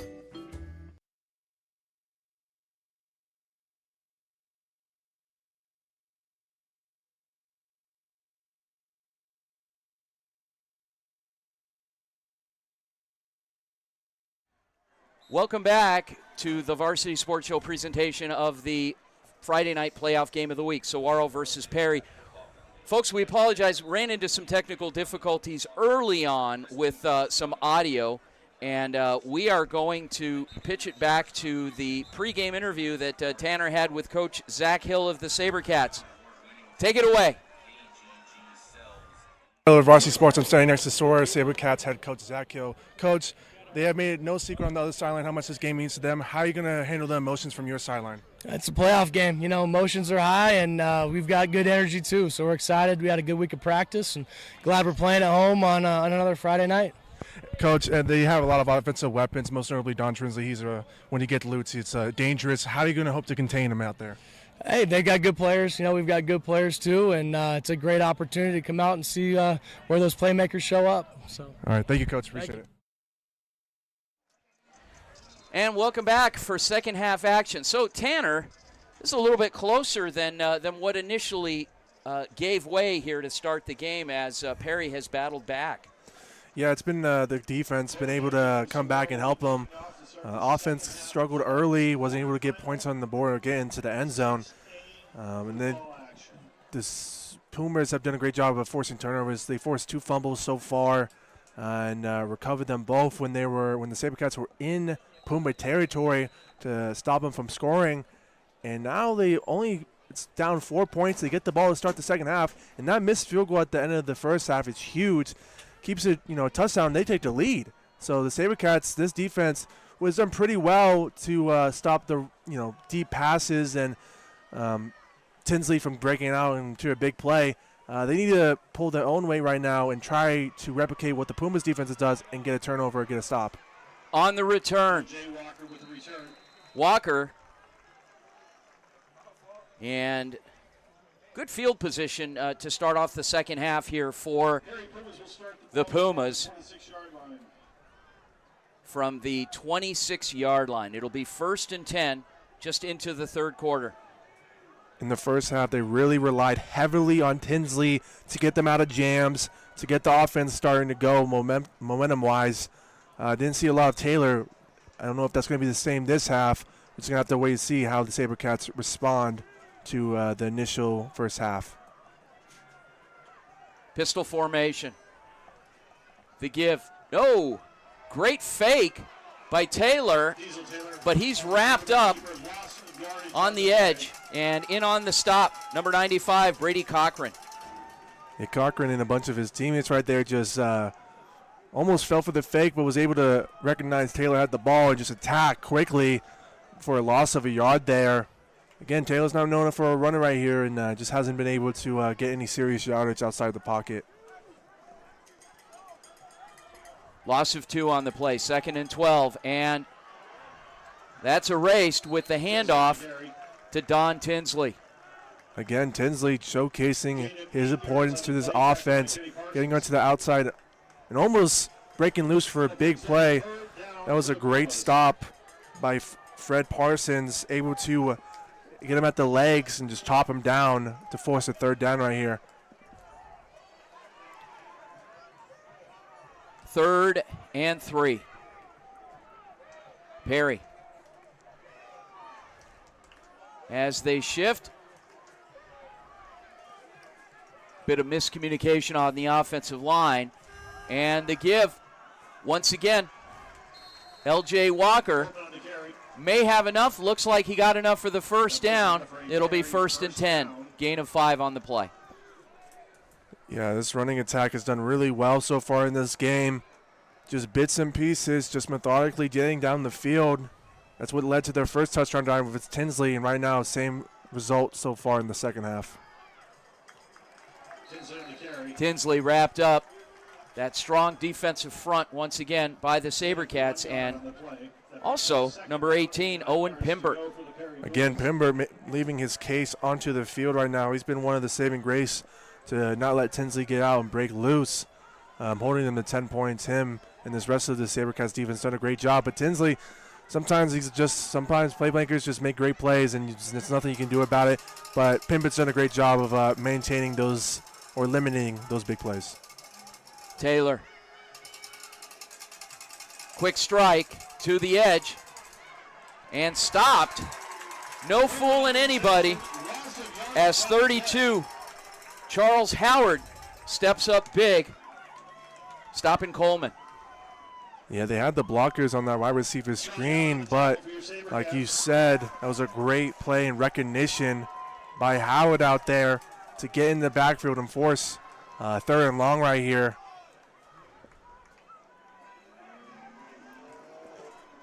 As Taylor looks to the sideline.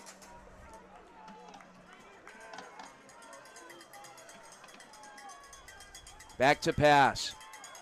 Attempted screen, and no fooling anybody again as the SaberCat defense steps up in a big way. Elias Johnson from his defensive end spot. Yeah, attempted screen right there, but those SaberCats defensive linemen just got to the backfield too quickly that Taylor wasn't able to throw it over them. And like you said, Elias Johnson able to get that sack and force a 4th and 20, 25. It's just huge stop by the SaberCats. All the momentum was on that Pumas sideline. Great by them to just get the stop and get the ball back to their roaming and great offense so far in this game. Penalty markers down. We've got penalty markers on the play. See if we get a call from the official. Substitution, 12 men on defense, 5-yard penalty, still 4th down. Well, there you have it. They had one too many out there. The SaberCats. Substitution against the SaberCats. What was 4th and 23 is now 4th and 18. Yeah, that was a late substitution. I think Jonathan Gallard was trying to get back in there, and there's some confusion right there and lead to the penalty. Punt unit stays out as expected. Great hang time on that punt, and fair caught by Spence. And the SaberCats will have it 1st and 10 on their own 30. In the first half, it was the SaberCats running game that led to most of their success and their touchdowns. Jaden Matthews breaking out for a huge play, an over 60-yard plus run to the house to get the scoring going. And then, Mason Bray showcasing he has a little bit of speed, or a little bit of able to use his legs just to scramble out and led him to a touchdown drive right there. So I see the same result happening, the same game plan just to get out and running past his Pumas defense. Bray offset back. Bray back to pass. Scrambles and slips. And credited with the sack is 21. Loss of 7 yards on the play. Wells. Yeah, it was a corner blitz right there, and Bray had no chance to get that ball out. And that's one of the reasons why they haven't been passing that often, because this front seven for the Pumas is almost unstoppable. You can see why they are a touted front seven to get the quarterback. Bray completes out to Siegel. Siegel drops a shoulder. Siegel on the reception. Nice little gain on the play. Gain of 6 yards on the Not quite back to the original line of scrimmage, but chipping away. It'll be 3rd down. Yeah, it's getting an extra just to get that 3rd and 11 right now. Mason Bray has showcased that he's able to extend the play if he needs to. With the way the front seven's playing for the Pumas, he might need to on this 3rd down. 3rd and 11. Bray back to pass. Scrambles. Scans the field, still searching, and heads for the sideline. Mason Bray on the keeper. And tripped up by Gage Hatch. Gain of 6 yards on the carry. Gain 6. It'll be 4th down, and here comes the punt unit for the SaberCats. And deep to receive, Colin Berger. Yeah, the pressure got to Bray, and he just had to get out there. That was Ford who pressured him and forced Bray to get outside the pocket. Like you said, Gates was out there, able to trip him up, force the 4th down. Defenses came to play in the second half. Both of them able to get the stop. And the punt nearly blocked. Great effort by Perry. Berger on the return. Tries to round the corner, but is corralled and brought down by Omar Lascano. And we've got a flag.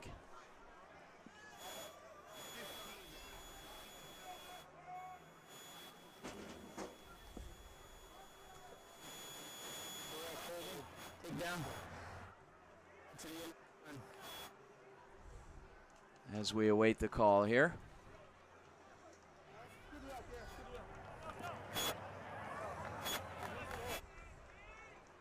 Officials just conferring.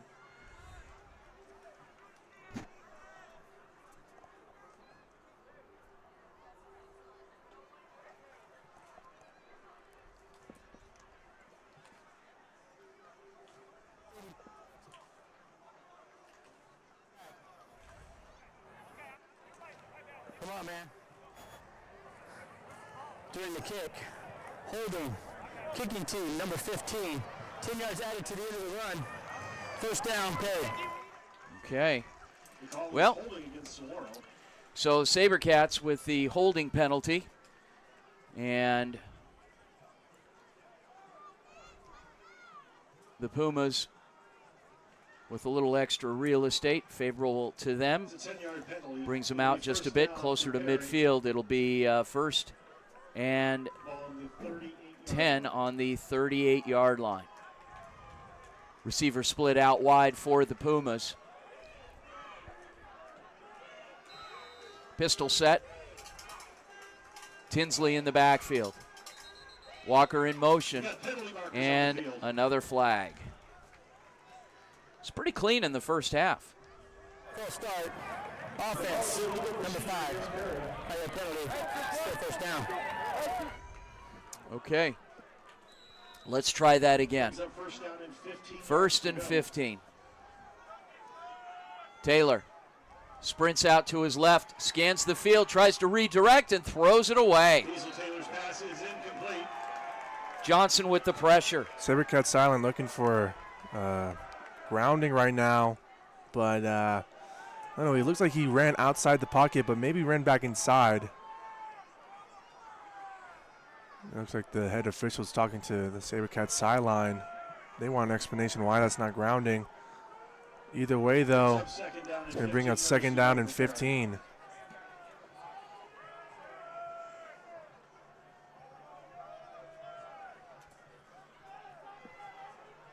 Regular who's who tonight on the sideline. Had a chance to chat with my old friend SaberCats boys basketball coach Lucas Ramirez.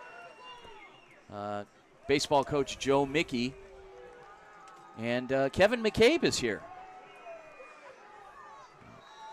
My colleague in the industry.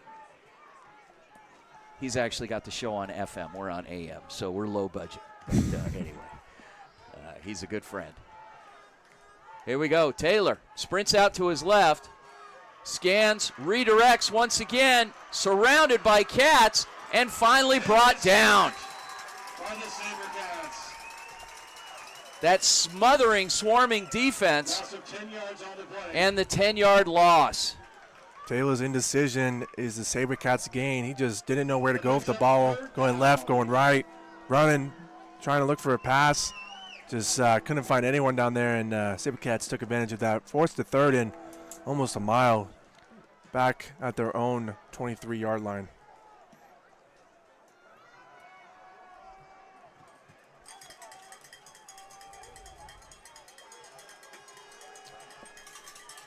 Pistol set.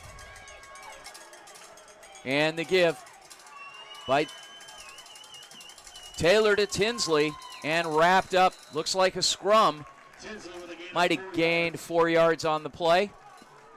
And it'll be 4th and long as the Perry punt unit comes out onto the field.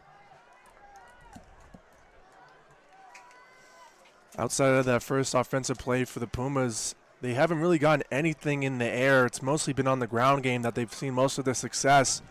And you saw it again right there, just to run the ball and just punt it away, as they didn't want another mistake by Taylor to get sacked.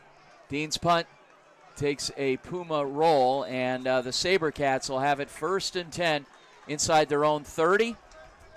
Call it the 29-yard line. 4:25 remaining in the third quarter. Been a little bit of a back and forth so far here in this early in this second half. Score still within 4. SaberCats lead the Pumas 14-10. Vince DeLisio, Tanner Tortorella. There's a lot of Italy up here in this press box tonight, Tanner. What do you think about that? I think it's great. Yeah. More Italy representation. I guess. We get some more pasta in here? All right, here we go. Bray completes out to Whitaker. Nice little gain, about call it 9 yards. It'll be 2nd and 1. Yeah, it's those quick plays. Just try to get out quickly, that quick out route to Whitaker, just to make it 2nd and manageable. And now this is where you get the 2nd and manageable, and then they get it to Matthews, or try to run it right here just to get some yardage. Matthews finds a lane, still on his feet. Very patient as he takes the handoff, really scans the field before he turns it up, and it works for him. And he got the 1st down. Yeah, that's the side of experienced running back, not bursting out at the backfield, waiting for the holes to open up, reading the defense well. And his vision's an underrated part of his game, as you saw right there, just to explode when he saw the opening and get that 1st down. Matthews once again, and chased down that time by number 9, Jordan Lee.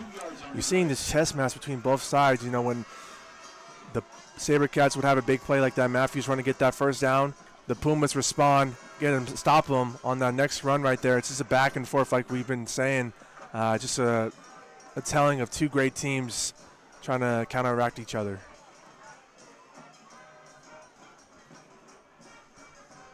Matthews once again bursts through the line of scrimmage, gains 2. It's going to be on 3rd and around 7 or 6 right here, maybe 8. And it's going to be again on Mason Bray to make a play, whether in the air or with his feet, which he's been showcasing so far this game. Empty set now for the SaberCats. Bray back to pass. Bray scrambles, throws, completes for the 1st down. Mason Whitaker fighting his way forward. Stopped on the play by 37. Kellen Stewart. Mason, the Mason connection right there. Bray felt the pressure, and he slanged that ball into the pocket. Just stepped right into there, threw it to Whitaker to get that 1st down. 1st and 10, SaberCats. Jacob Brown in the backfield now for Saguaro. Bray over the top, completes the corner route to Whitaker once again. It'll be 1st and goal on the 10. I call Whitaker an underrated part of this offense, and you're seeing it right here. He's just been sensational so far today, and especially in that second half to get back-to-back 1st downs. And again, Mason Bray finding his Mason brother right there in the 1st down into the end zone. Empty set. Matthews in motion out to the side. Bray keeps around the corner and driven out of bounds at the 5. 2nd and goal from the 3. Gain of 6 yards on the play. Pumas have done a great job of stopping the SaberCats offense in the red zone. The missed field goal at the end of the half, and then also the fumble by Whitaker, by Bray. So they've done a great job of stopping this offense when it gets close to the end zone. Matthews with the call, and in for the SaberCats touchdown.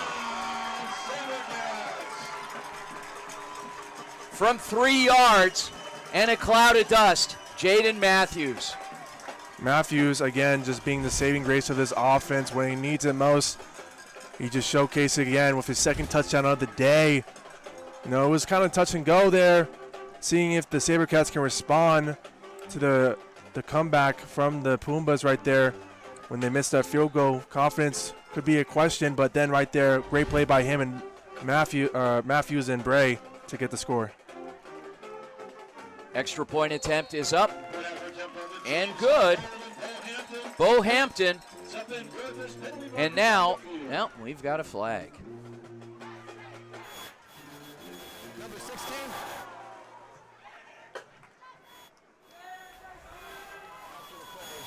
Personal foul. Kicking team, number 16, unnecessary roughness. That penalty being forced on the kickoff. The result, the try is good. All right, well, that goes against Whitaker. And with that, the SaberCats lead by 11. We'll be right back. Hey guys, Vince here to talk about Angel Dentistry. It's where my wife and I have gone for over 10 years, and we trust them with our routine and extensive dental care because they care. Dr. Amber Angel is an Arizona native, born in the town of Miami, and has been practicing in the Valley over 20 years. For general to comprehensive dental services, call 602-788-2008. Located off of Cave Creek Road just north of the 101 in North Phoenix. Angel Dentistry, proud supporters of our young people and proud partners of the Varsity Sports Show. Welcome back, and now it's Perry's turn. Of course, the Pumas, led by two players, quarterback Diesel Taylor and running back Don Tinsley, and a strong supporting cast, will try to put a drive together. Barry's done a great job of responding to the SaberCats scoring, down 14-3, able to cut it to 14-10 before the half. They have to do the same thing right now, down 11 points about midway through this third quarter.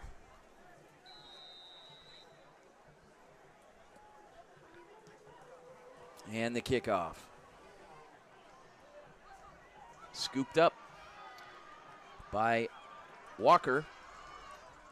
LJ Walker on the return, bringing the ball out to the Returns have been pretty respectable, right around the 30, 35-yard line all night long, and it's just a matter of the offense getting out, putting some good drives together. But it helps when you've got strong special teams. Yeah, they've had great field position all game. In this second half, Taylor's had the trouble, navigating the pressure, haven't been able to get anything down the field. You can expect Coach Ortiz to maybe rely more on Tinsley in the run game to get them back in this game. 1st and 10. And Tinsley runs into a wall. Tinsley on the carry, no gain on the play.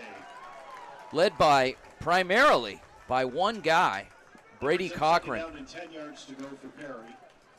I talked a lot about the Perry's front seven, but this defensive line for the SaberCats has been sensational tonight. Outside of a few big plays by Tinsley and his great athleticism, this SaberCats defense has done a great job of containing him and containing this Perry's offense. No gain on the play, 2nd and 10. Taylor, back to pass. Taylor, wrapped up. Credited on the stop. Big number 9, Christian Nunnally. Christian Nunnally with his fifth sack of the year, and they picked the perfect time to do it right there. Taylor, again, can't find anyone downfield. This secondary for the SaberCats has done a great job of just locking everything down. Taylor just holds on the ball too long, and Nunnally able to bring him down.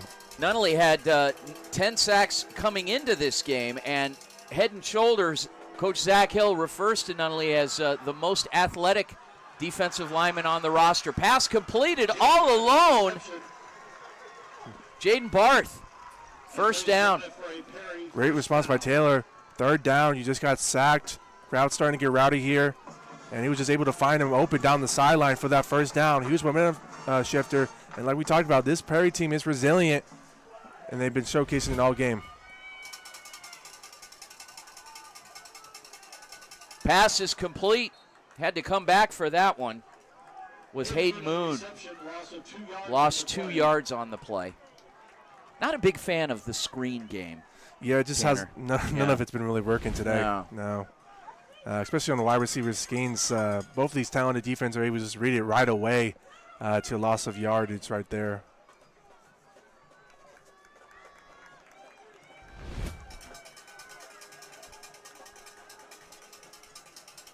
Guess we can do a little bit of a score update. The winner of this matchup will play the winner of Williamsfield and South Point Catholic. And right now, South Point is up 21-7 with about a minute left in the third quarter.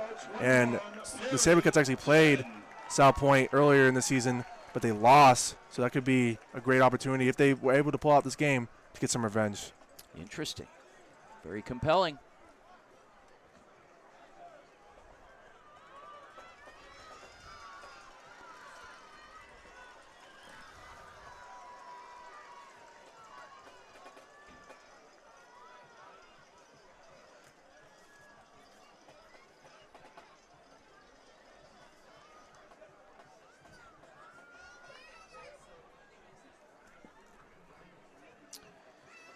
So we'll keep it right here for the time being as the teams head to the sideline, and be a great opportunity for us to talk about the Varsity Sports Show every Saturday morning on AM 1060 KDUS Arizona, 8 to 10 a.m. We feature game recaps. The coaches from each of these teams join us for a breakdown of the games, and same thing tomorrow morning, same drill. Tune in. You'll catch Coach Zach Hill of the Saguaro SaberCats on AM 1060 KDUS Arizona between 8 and 10. You got to listen to the whole show, otherwise I'd tell you exactly what time he'd be on. So, anyway. Taylor back to pass, goes over the top and overthrows the intended target. It'll be 3rd and 12. One of the rare times that Taylor actually has a clean pocket right there. Has the opportunity to go deep, just not able to connect, overthrows it again. Deep ball has not been very successful outside of that first offensive play they had where they made it down the sideline. Just haven't been able to get past this lockdown SaberCats defense. We'll shout out some friends tuning in tonight, different parts of the country and the world. Pass complete from Taylor for the first down. Hayden Moon once again coming up big. And Pimbert assisting. What a great catch by Moon. He was off balance, had to go back and look back for the ball, and he was just moving all body parts right there. Just didn't know how he came out with that one, but it's enough for a first down and a huge play to get back in SaberCats territory. Taylor back to pass. Finds a wide open Coleman, who's in for the Pumas touchdown. Colton Coleman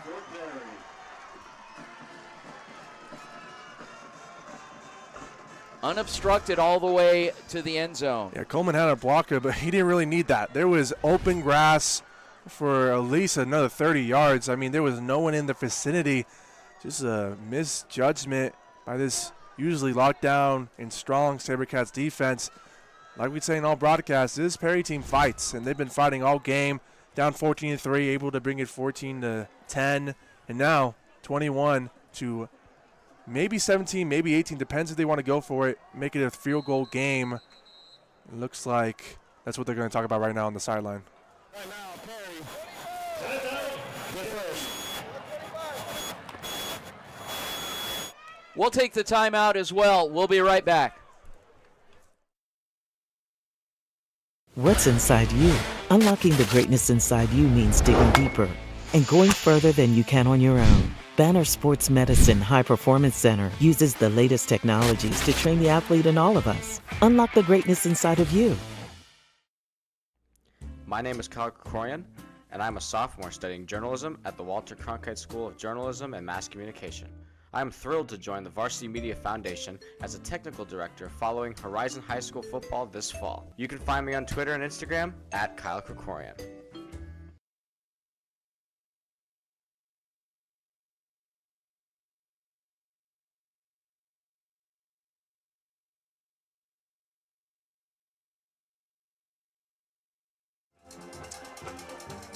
Welcome back. And the Pumas, 3 backs in the backfield.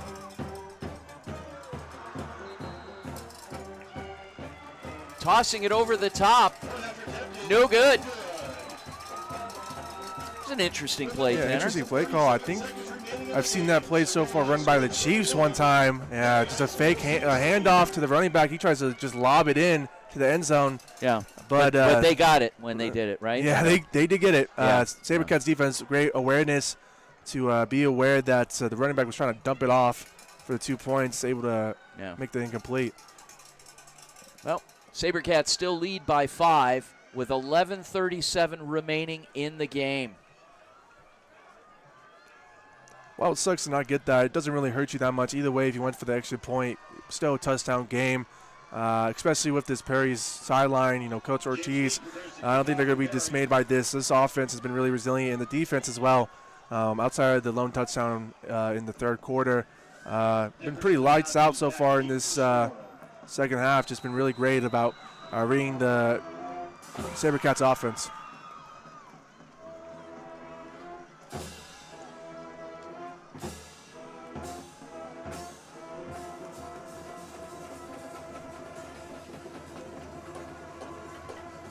And Dean kicks off. Another great kick to the 7. Matthews brought down just outside of the 20-yard line. Call it the 23. It'll be 1st and 10 for the SaberCats. Yeah, you don't want to do anything crazy. You just want to stick to the SaberCats way. Just run the ball, give it to Matthews, let Mason Bray do smart passes, quick passes, so he doesn't make any mistakes. Up 5 with 11:30 right now. Barry are looking for another turnover. They forced 2 fumbles in the first quarter to really take advantage of that. Tanner, we got some scoring updates for our audience. Yeah, Bash is up 31-14 in the third quarter.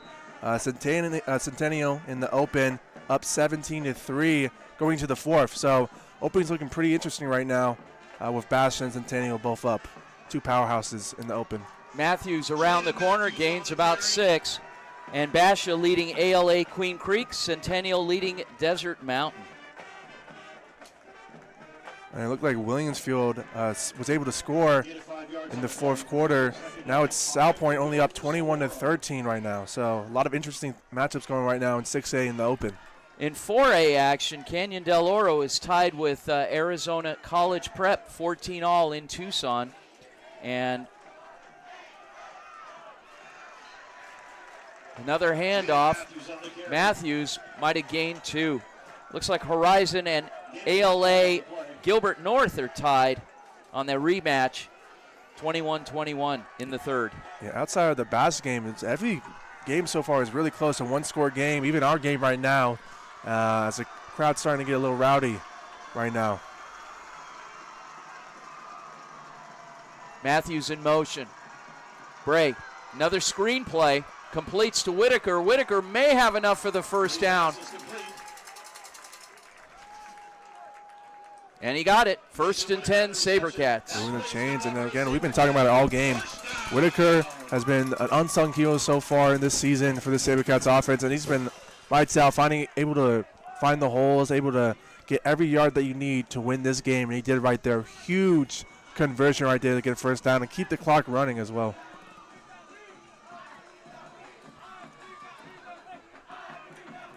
Bray. Give once again to Matthews. Matthews trying to grind out some more yardage. May have gained another 2. Yeah, just trying to bleed this clock as much as they can. This SaberCats offense, it's smart, with Zach Hill at the helm. They're going to do everything in their power to bleed as much clock as they have before they have to give it back or, score to really bloat this lead to 2 scores.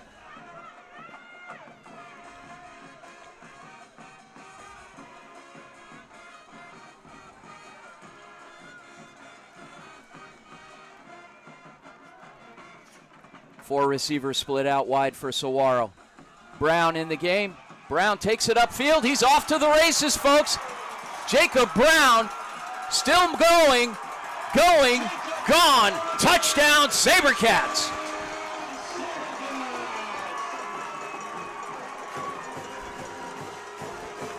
The 70-yard touchdown run for number 22 burst through the line in very Jaden Matthew-esque style. I was going to say in the first half it was Jaden Matthews that broke out to a 60-yard touchdown. This time Brown's doing it, and you can see Jaden Matthews run towards the end zone in support of his teammate in that huge touchdown to get 6 more points on the board and extend your lead for a Pumas team that just been with you all game. Hampton's extra point attempt is good, and I would like to point out that Jacob Brown is only a sophomore. Wow, burst of speed. Sabercats lead the Pumas 28-16. We'll be right back. When you think of family restaurants and sports bars, think Bonfire. Bonfire is part of the Tempe landscape, supporting local schools. Join the Bonfire Booster Club Challenge. Mention Corona del Sol, Desert Vista, Marcos de Niza, Mountain Point, or Valley Christian, and that school's sports program will earn loyalty points. The winner after football season will earn a fundraiser at Bonfire. Come for the food and fun, support the community. Bonfire, open every day east of I-10 on Warner. Show your game ticket all day Friday and Saturday and get 15% off. 480-306-6801. Hey everyone, my name is Jason Goldie from the Varsity Sports Show. I love sports and fell in love with sports broadcasting back in high school. I can't wait to bring you my unique perspective because I am on the autism spectrum and sometimes I view things a little differently. Welcome back. After that burst of speed by Jacob Brown, and 7 points later, Sabercats lead by 12. Bo Hampton set to kick off.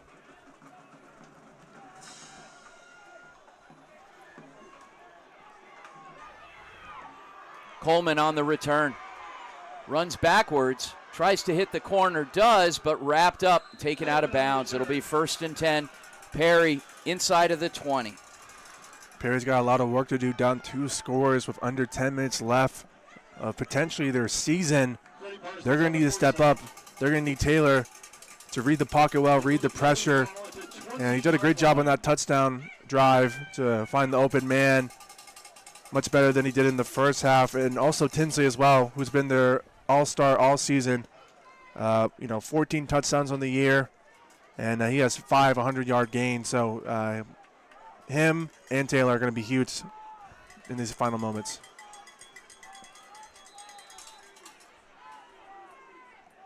Taylor, the give to Coleman. Coleman a little more active the second half with the ground game than the first, but no gain. The Sabercats become more of a brick wall down there, just not allowing anything really big in this second half. Tinsley and also Coleman haven't been able to break loose so far.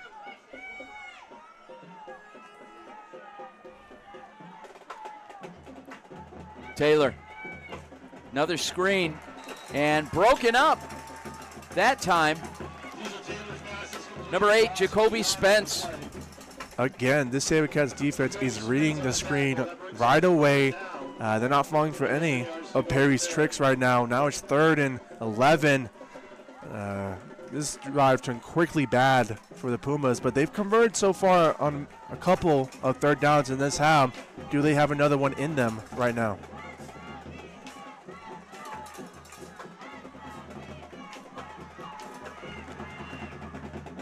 And pass incomplete.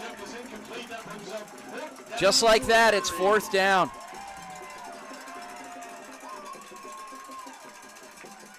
Yeah, quick 3 and out. It's probably one of the worst case scenarios that can happen right there when your opponent just scores a touchdown. Now it's only 8 minutes left. You're still down 2 scores and you're giving them back to the opponent. This defense has stepped up for the Pumas so a lot in the first half. They're going to need another miracle right here. This Pumas to maybe force another turnover. We've got penalty markers on the field.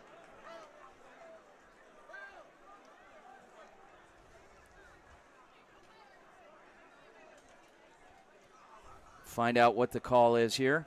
Defense. 5-yard penalty. Still 4th down. There we go. Got some interference tonight with that ref mic. Sometimes that'll happen. Unfortunately, but at least we're able to get some communication down from the field.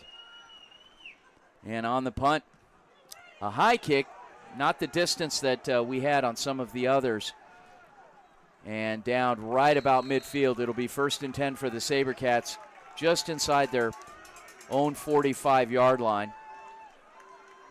We'll see what Coach Hill and the offense dial up this drive.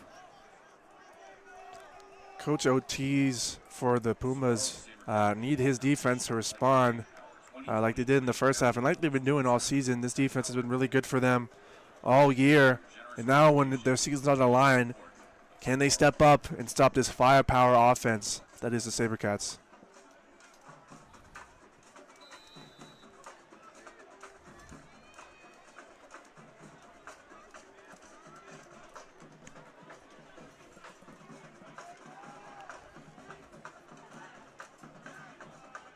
Split backs in the backfield for Saguaro.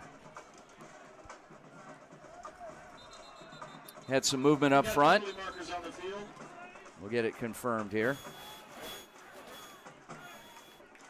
Yep. Play with the snap. Full start. Offense. Everyone but the center. 5-yard penalty. Still 1st down. You gotta like that. He said everyone but the center. It's like classic. everything but the kitchen sink.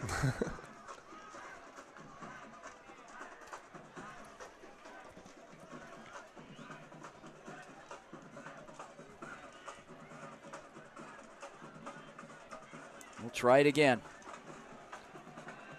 This time Jacob Brown gets the call, fighting his way forward. Nice little gain, gets back to the line of scrimmage, may have gotten a half a yard extra. He'll be credited with a gain of 6, as it'll be 2nd down and 9. Yeah, you said he was stopped really at where they started the play, but then he just chugged along. And like you said, he's only a sophomore, 5'11". He's going to be good for the SaberCats for years to come.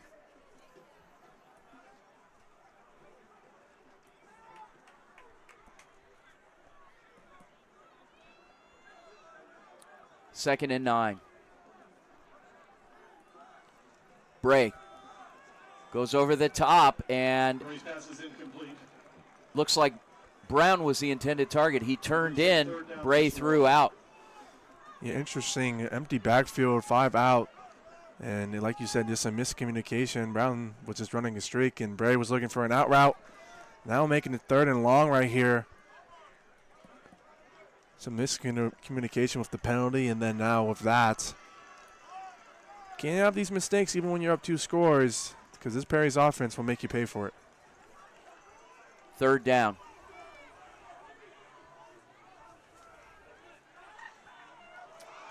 Little bobbled snap, and Bray still gets it off, and it's complete. And they'll give it to him. Cannon Siegel. Camden, what a catch. Mason Bray's now 2 for 2 on fumble snaps to finding a receiver for the 1st down. First one was to, I believe, Mason Whitaker, and then this right now, Siegel down the sideline, able to toe tap and get that 1st down. Now in Pumas territory, from disaster to now charging down the field. Impressive by both. 1st and 10. Ball on the 33-yard line.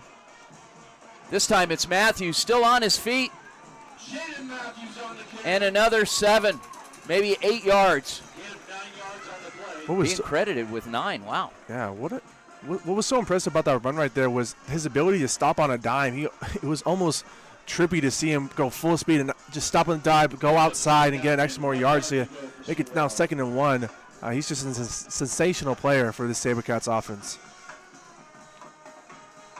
2nd and 1.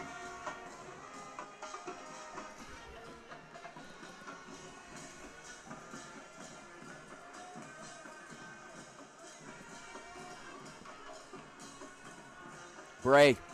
Matthews in the backfield. Trip set. Matthews with the call once again, turns it up, still on his feet, spins out, still going inside the 5-yard line, and he's pushed out of bounds at the 3. First and goal. Yeah, 2 yards away from his 3rd touchdown on the night, almost a hat trick. He has 12 touchdowns on the season, trying to even expend that even more. Just he's been sensational tonight to drag this SaberCats team to potentially a quarterfinal win against Perry.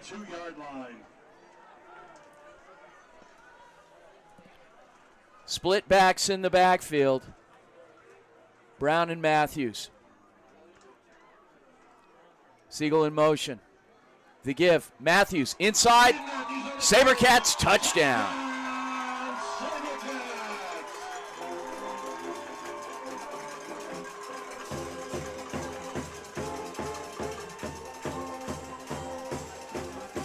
Head coach Zach Hill said they were going to rely on the run game, and that's exactly what they did. 3 running touchdowns for the SaberCats to really blow this one open. Extra point away from making it 35-16, and looks like Perry's season could be potentially over right now, extending this to 3 scores.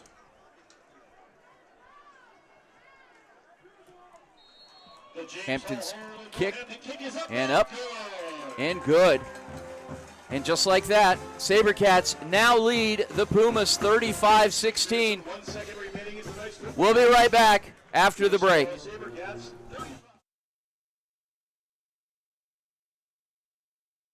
What's inside you? Unlocking the greatness inside you means digging deeper and going further than you can on your own. Banner Sports Medicine High Performance Center uses the latest technologies to train the athlete in all of us. Unlock the greatness inside of you. Hey guys, Vince here to talk about Angel Dentistry. It's where my wife and I have gone for over 10 years, and we trust them with our routine and extensive dental care because they care. Dr. Amber Angel is an Arizona native, born in the town of Miami, and has been practicing in the Valley over 20 years. For general to comprehensive dental services, call 602-788-2008. Located off of Cave Creek Road just north of the 101 in North Phoenix. Angel Dentistry, proud supporters of our young people and proud partners of the Varsity Sports Show. 6:01 remaining in the ball game. SaberCats lead the Pumas 35-16 here in the Varsity Sports Show NFHS playoff game of the week. We've got a stoppage in play here, flag.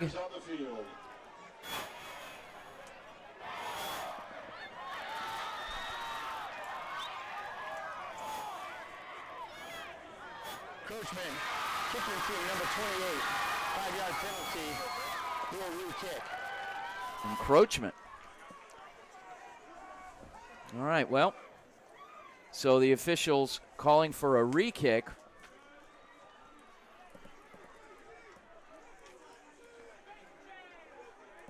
Be interesting if SaberCats kind of snuck a squib in there, you know, after the penalty. Try to catch him off guard. Yeah, you never know. Calls offsides against the SaberCats. It's a 5-yard assessment. Folks, make sure you tune in for continued playoff action here with the Varsity Sports Show crew and NFHS. We'll continue to cover games. We'll have more games for you next week as well.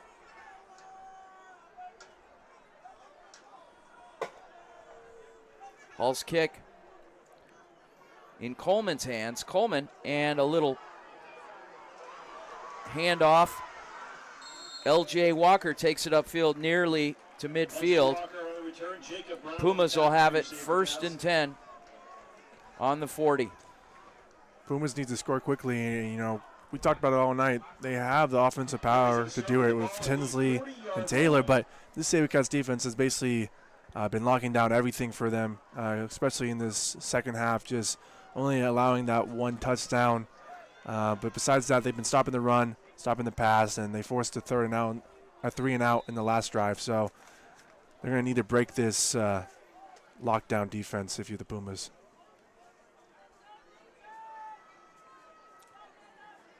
Coleman and Tinsley in the backfield.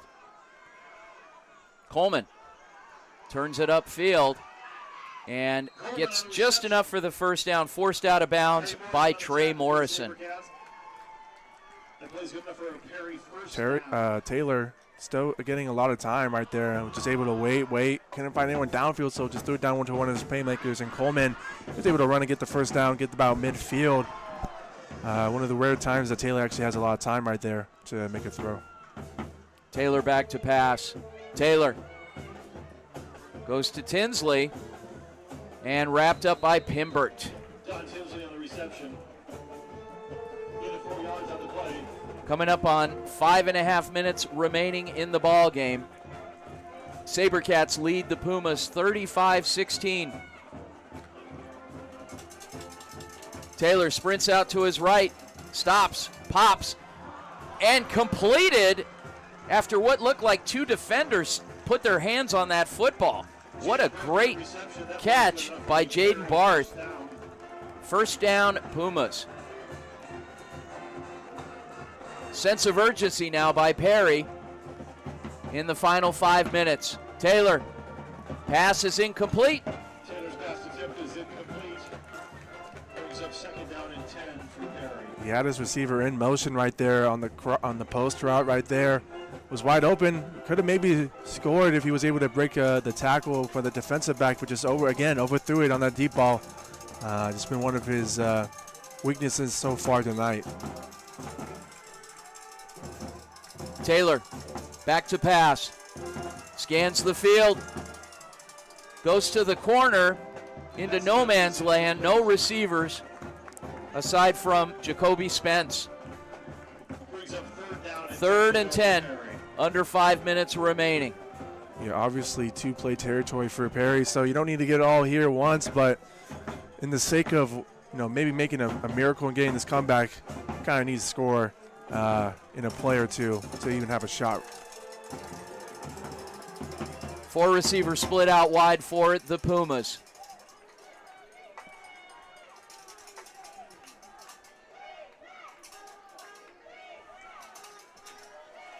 Quarterback Diesel Taylor, and we've got a timeout called. Their second. We'll take the quick timeout as well with a few minutes left in the ball game. SaberCats lead. We'll be right back.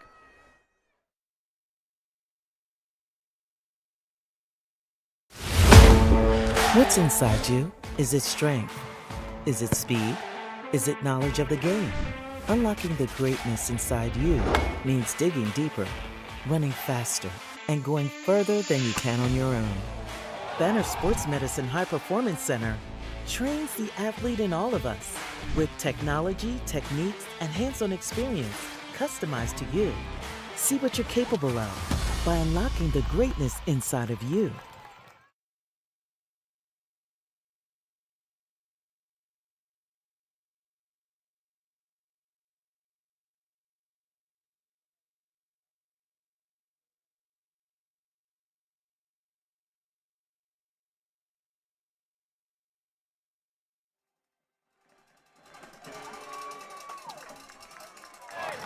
Offense, number 71. 5-yard penalty. Still 3rd down. All right, well, Perry running out of time here. Trying to sustain a drive. Tinsley in motion. Back to Tinsley. Tinsley looking, attempted double pass. He instead keeps, spins, fights his way to a first down, maybe just short, and it'll be 4th down and 2. Yeah, it looks like obviously the Perry Pumas are going to go for this right here. They kind of have to right now. Looks like they have, I was about to say they have one-on-one on the outside, but they just motion it back inside. Let's see what Taylor's able to do to maybe convert on this down.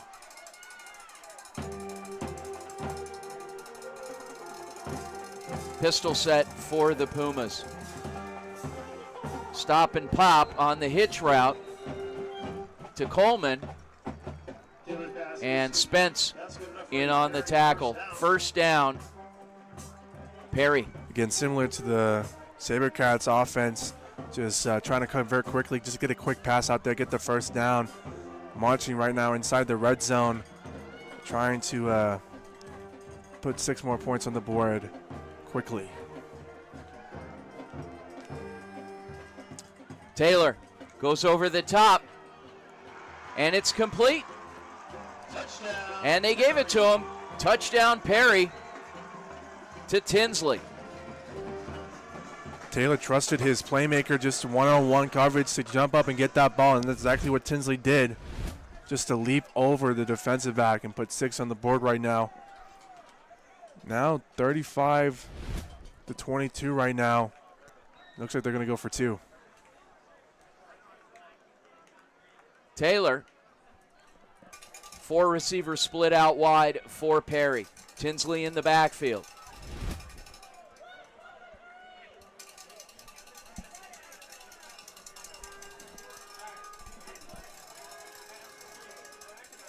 Taylor scans the field, keeps it, and he's in for the 2-point conversion.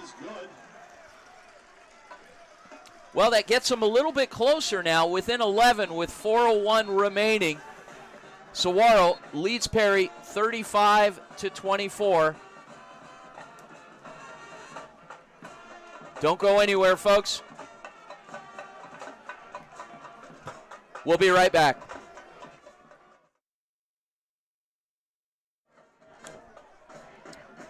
We'll see what the penalty is first.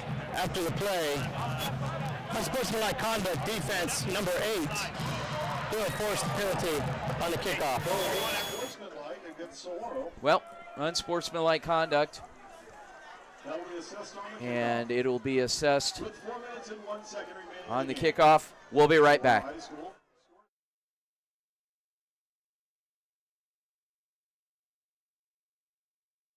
What's inside you? Unlocking the greatness inside you means digging deeper and going further than you can on your own. Banner Sports Medicine High Performance Center uses the latest technologies to train the athlete in all of us. Unlock the greatness inside of you. Hey everyone, my name is Jason Goldie from the Varsity Sports Show. I love sports and fell in love with sports broadcasting back in high school. I can't wait to bring you my unique perspective because I am on the autism spectrum and sometimes I view things a little differently. And Perry just won't go away. James Dean set to kick. 4:01 remaining. Impressive drive. Dean kicks the squib. We're expecting somebody to do it, and it looks like if it went the distance, Perry may have it.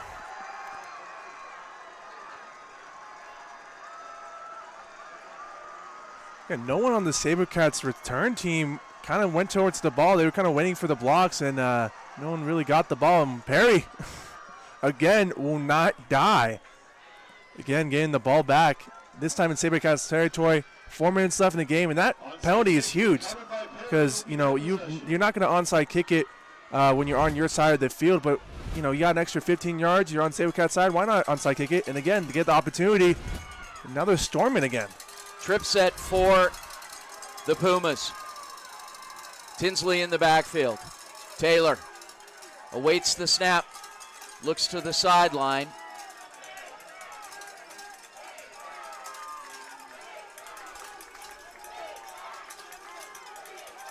Taylor scans, pops to Tinsley.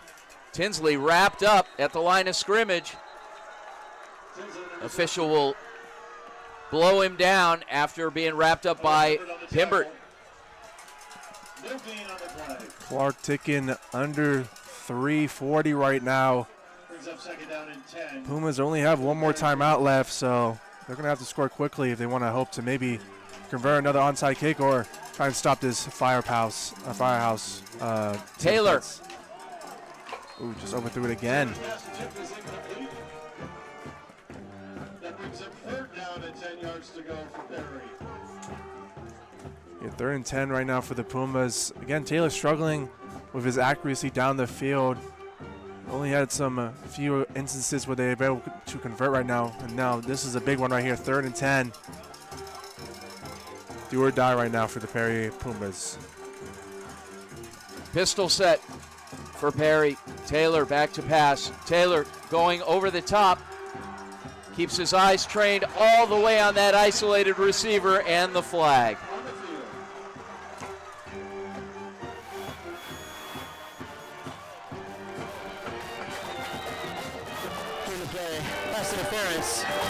number 12, 15 yards from the previous spot, results in a first down. All right. Well, It's a first down for Perry Pumas. it'll be 1st and 10. Ball will be placed on the 19-yard line. Taylor trusted his receiver just to maybe go up and try and get some contact, and that's exactly what happened in a free first down. Pass is complete. 1st and goal. Hayden Moon coming up with a big play. No huddle for the Pumas. They come right to the line of scrimmage. 4 receivers split out wide. Tinsley in the backfield.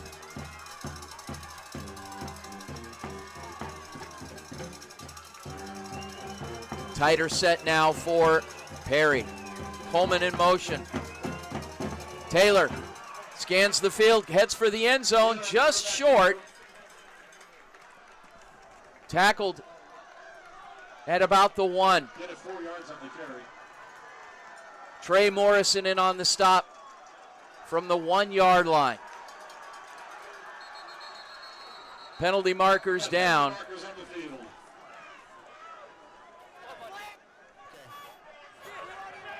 There's no foul for intentional grounding. Timeout. Saguaro. There's a timeout For a second. on the field. Timeout Saguaro. We'll take the timeout as well with 2:35 remaining. SaberCats lead the Pumas 35-24. We'll be right back. Hey guys, Vince here to talk about Angel Dentistry. It's where my wife and I have gone for over 10 years, and we trust them with our routine and extensive dental care because they care. Dr. Amber Angel is an Arizona native, born in the town of Miami, and has been practicing in the Valley over 20 years. For general to comprehensive dental services, call 602-788-2008. Located off of Cave Creek Road just north of the 101 in North Phoenix. Angel Dentistry, proud supporters of our young people and proud partners of the Varsity Sports Show. What's inside you?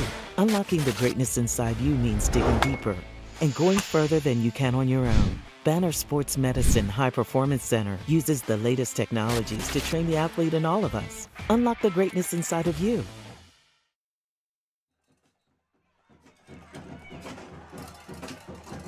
Full house backfield for Perry.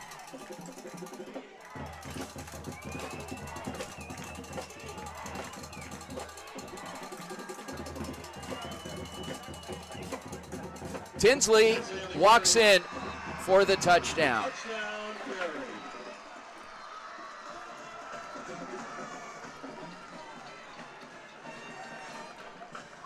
Now, the question remains, go for 1, go for 2. Obviously, you have to go for 2 here just to make it a field goal game.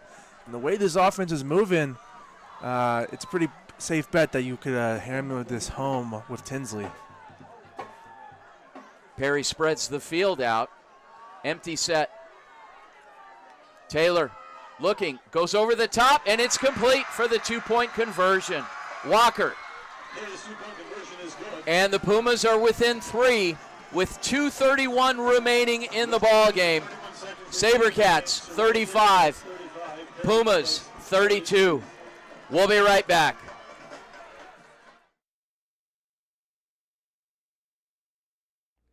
My name is Kyle Krikorian, and I'm a sophomore studying journalism at the Walter Cronkite School of Journalism and Mass Communication. I am thrilled to join the Varsity Media Foundation as a technical director following Horizon High School football this fall. You can find me on Twitter and Instagram at Kyle Krikorian. What's inside you? Is it strength? Is it speed? Is it knowledge of the game? Unlocking the greatness inside you means digging deeper, running faster, and going further than you can on your own. Banner Sports Medicine High Performance Center trains the athlete in all of us with technology, techniques, and hands-on experience customized to you. See what you're capable of by unlocking. Welcome back. And another squib recovered by the SaberCats.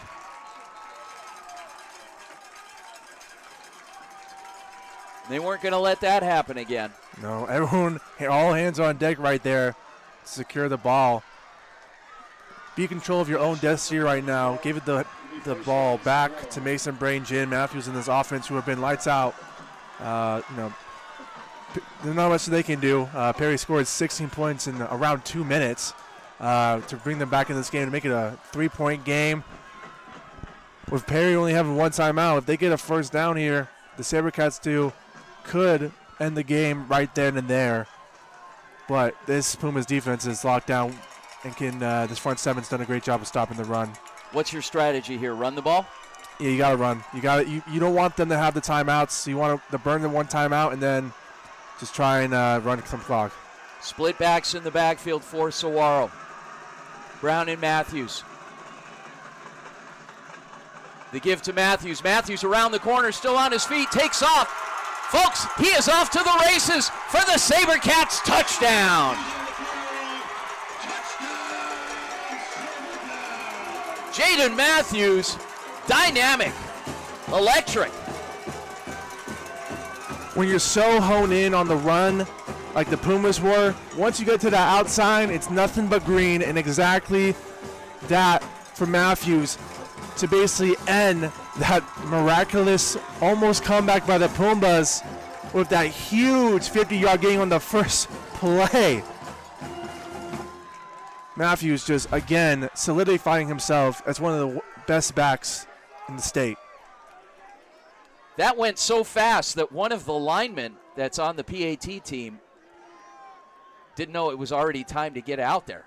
Kick is up and good. And the SaberCats have now extended the lead back to 10. 42-32 with 2:18 remaining. Stick around, folks. Vincent Tanner will be right back. Hey guys, Vince here to talk about Angel Dentistry. It's where my wife and I have gone for over 10 years, and we trust them with our routine and extensive dental care because they care. Dr. Amber Angel is an Arizona native, born in the town of Miami, and has been practicing in the Valley over 20 years. For general to comprehensive dental services, call 602-788-2008. Located off of Cave Creek Road just north of the 101 in North Phoenix. Angel Dentistry, proud supporters of our young people and proud partners of the Varsity Sports Show. We've got some other scores to update you on as well. Down in Tucson, which be some compelling matchups, the Canyon del Oro tied entering the third overtime with Arizona College Prep. Horizon tied at 28 with 8:10 left with ALA Gilbert North. We had a tie in the Basha game a moment ago as well with ALA Queen Creek. Basha now leads by 7 with 1:34 remaining in the fourth quarter. Sal Point was leading 35-19 with around 3 minutes, 3:21 remaining. The winner of this game goes down to Tucson next week.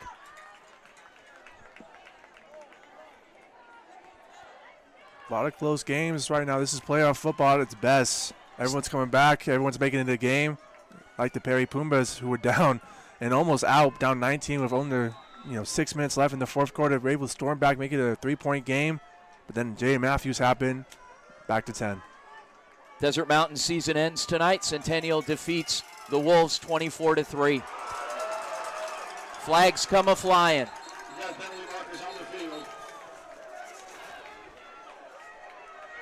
Some interesting playoff action.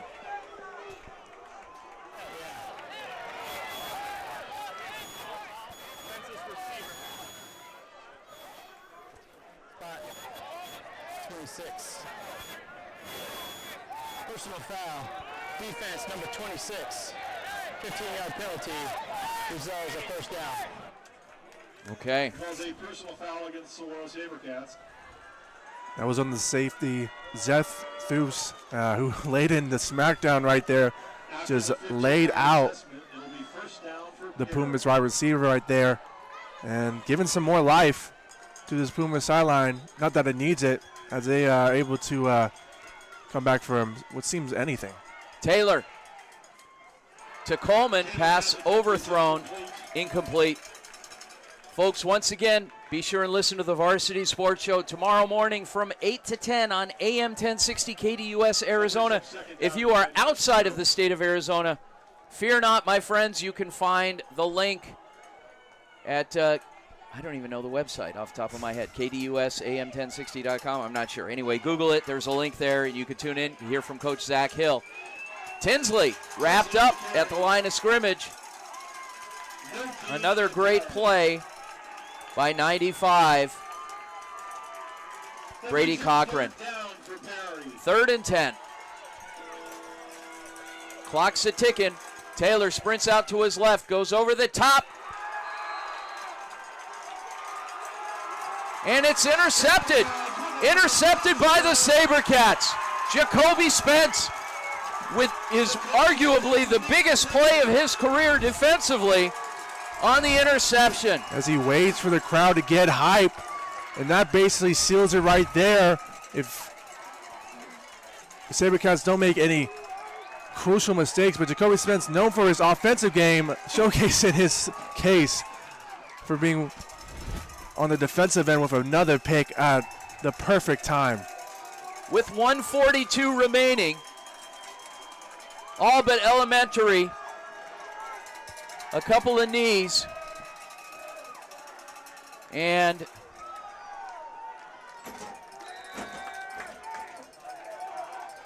one team's season will end, and the other team's season continues. As some of the SaberCat fans are waving the Perry fans goodbye, signaling them to, as their season is almost about over. Bray, and the handoff to Matthews. Matthews around the corner. Jaden Matthews on the carry. Clock is at 1:36 on 2nd down. Folks, like to thank our crew tonight. Like to thank, big thank you to Athletic Director, Saguaro SaberCats, Mr. Matt Harris. Been a innovative partner of ours, going on year number 4, and we'll be bringing you Saguaro SaberCat basketball action this winter.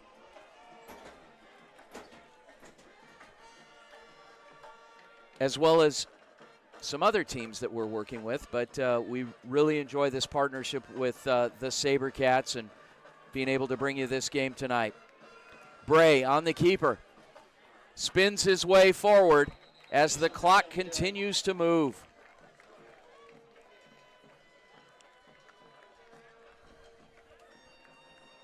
Timeout. Perry. Their final. Perry takes their final timeout. We'll take a timeout as well. SaberCats lead the Pumas. We'll be right back. Hey everyone, my name is Jason Goldie from the Varsity Sports Show. I love sports and fell in love with sports broadcasting back in high school. I can't wait to bring you my unique perspective because I am on the autism spectrum and sometimes I view things a little differently.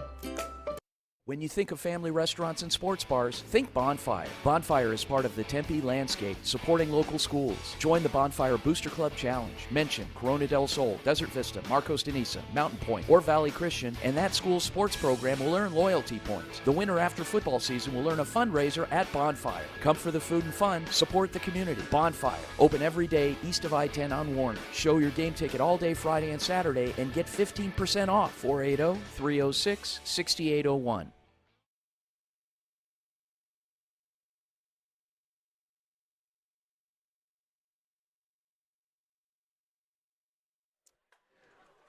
Welcome back. 1:29 remaining. Some more scoring updates for you. Brophy defeats Castile to advance. Bray on the keeper. Congratulations to the Broncos. 31-17 over Castile. Sal Point defeats Williamsfield. Presumably, if this game holds, the SaberCats will be traveling to Tucson next week for a rematch with Sal Point.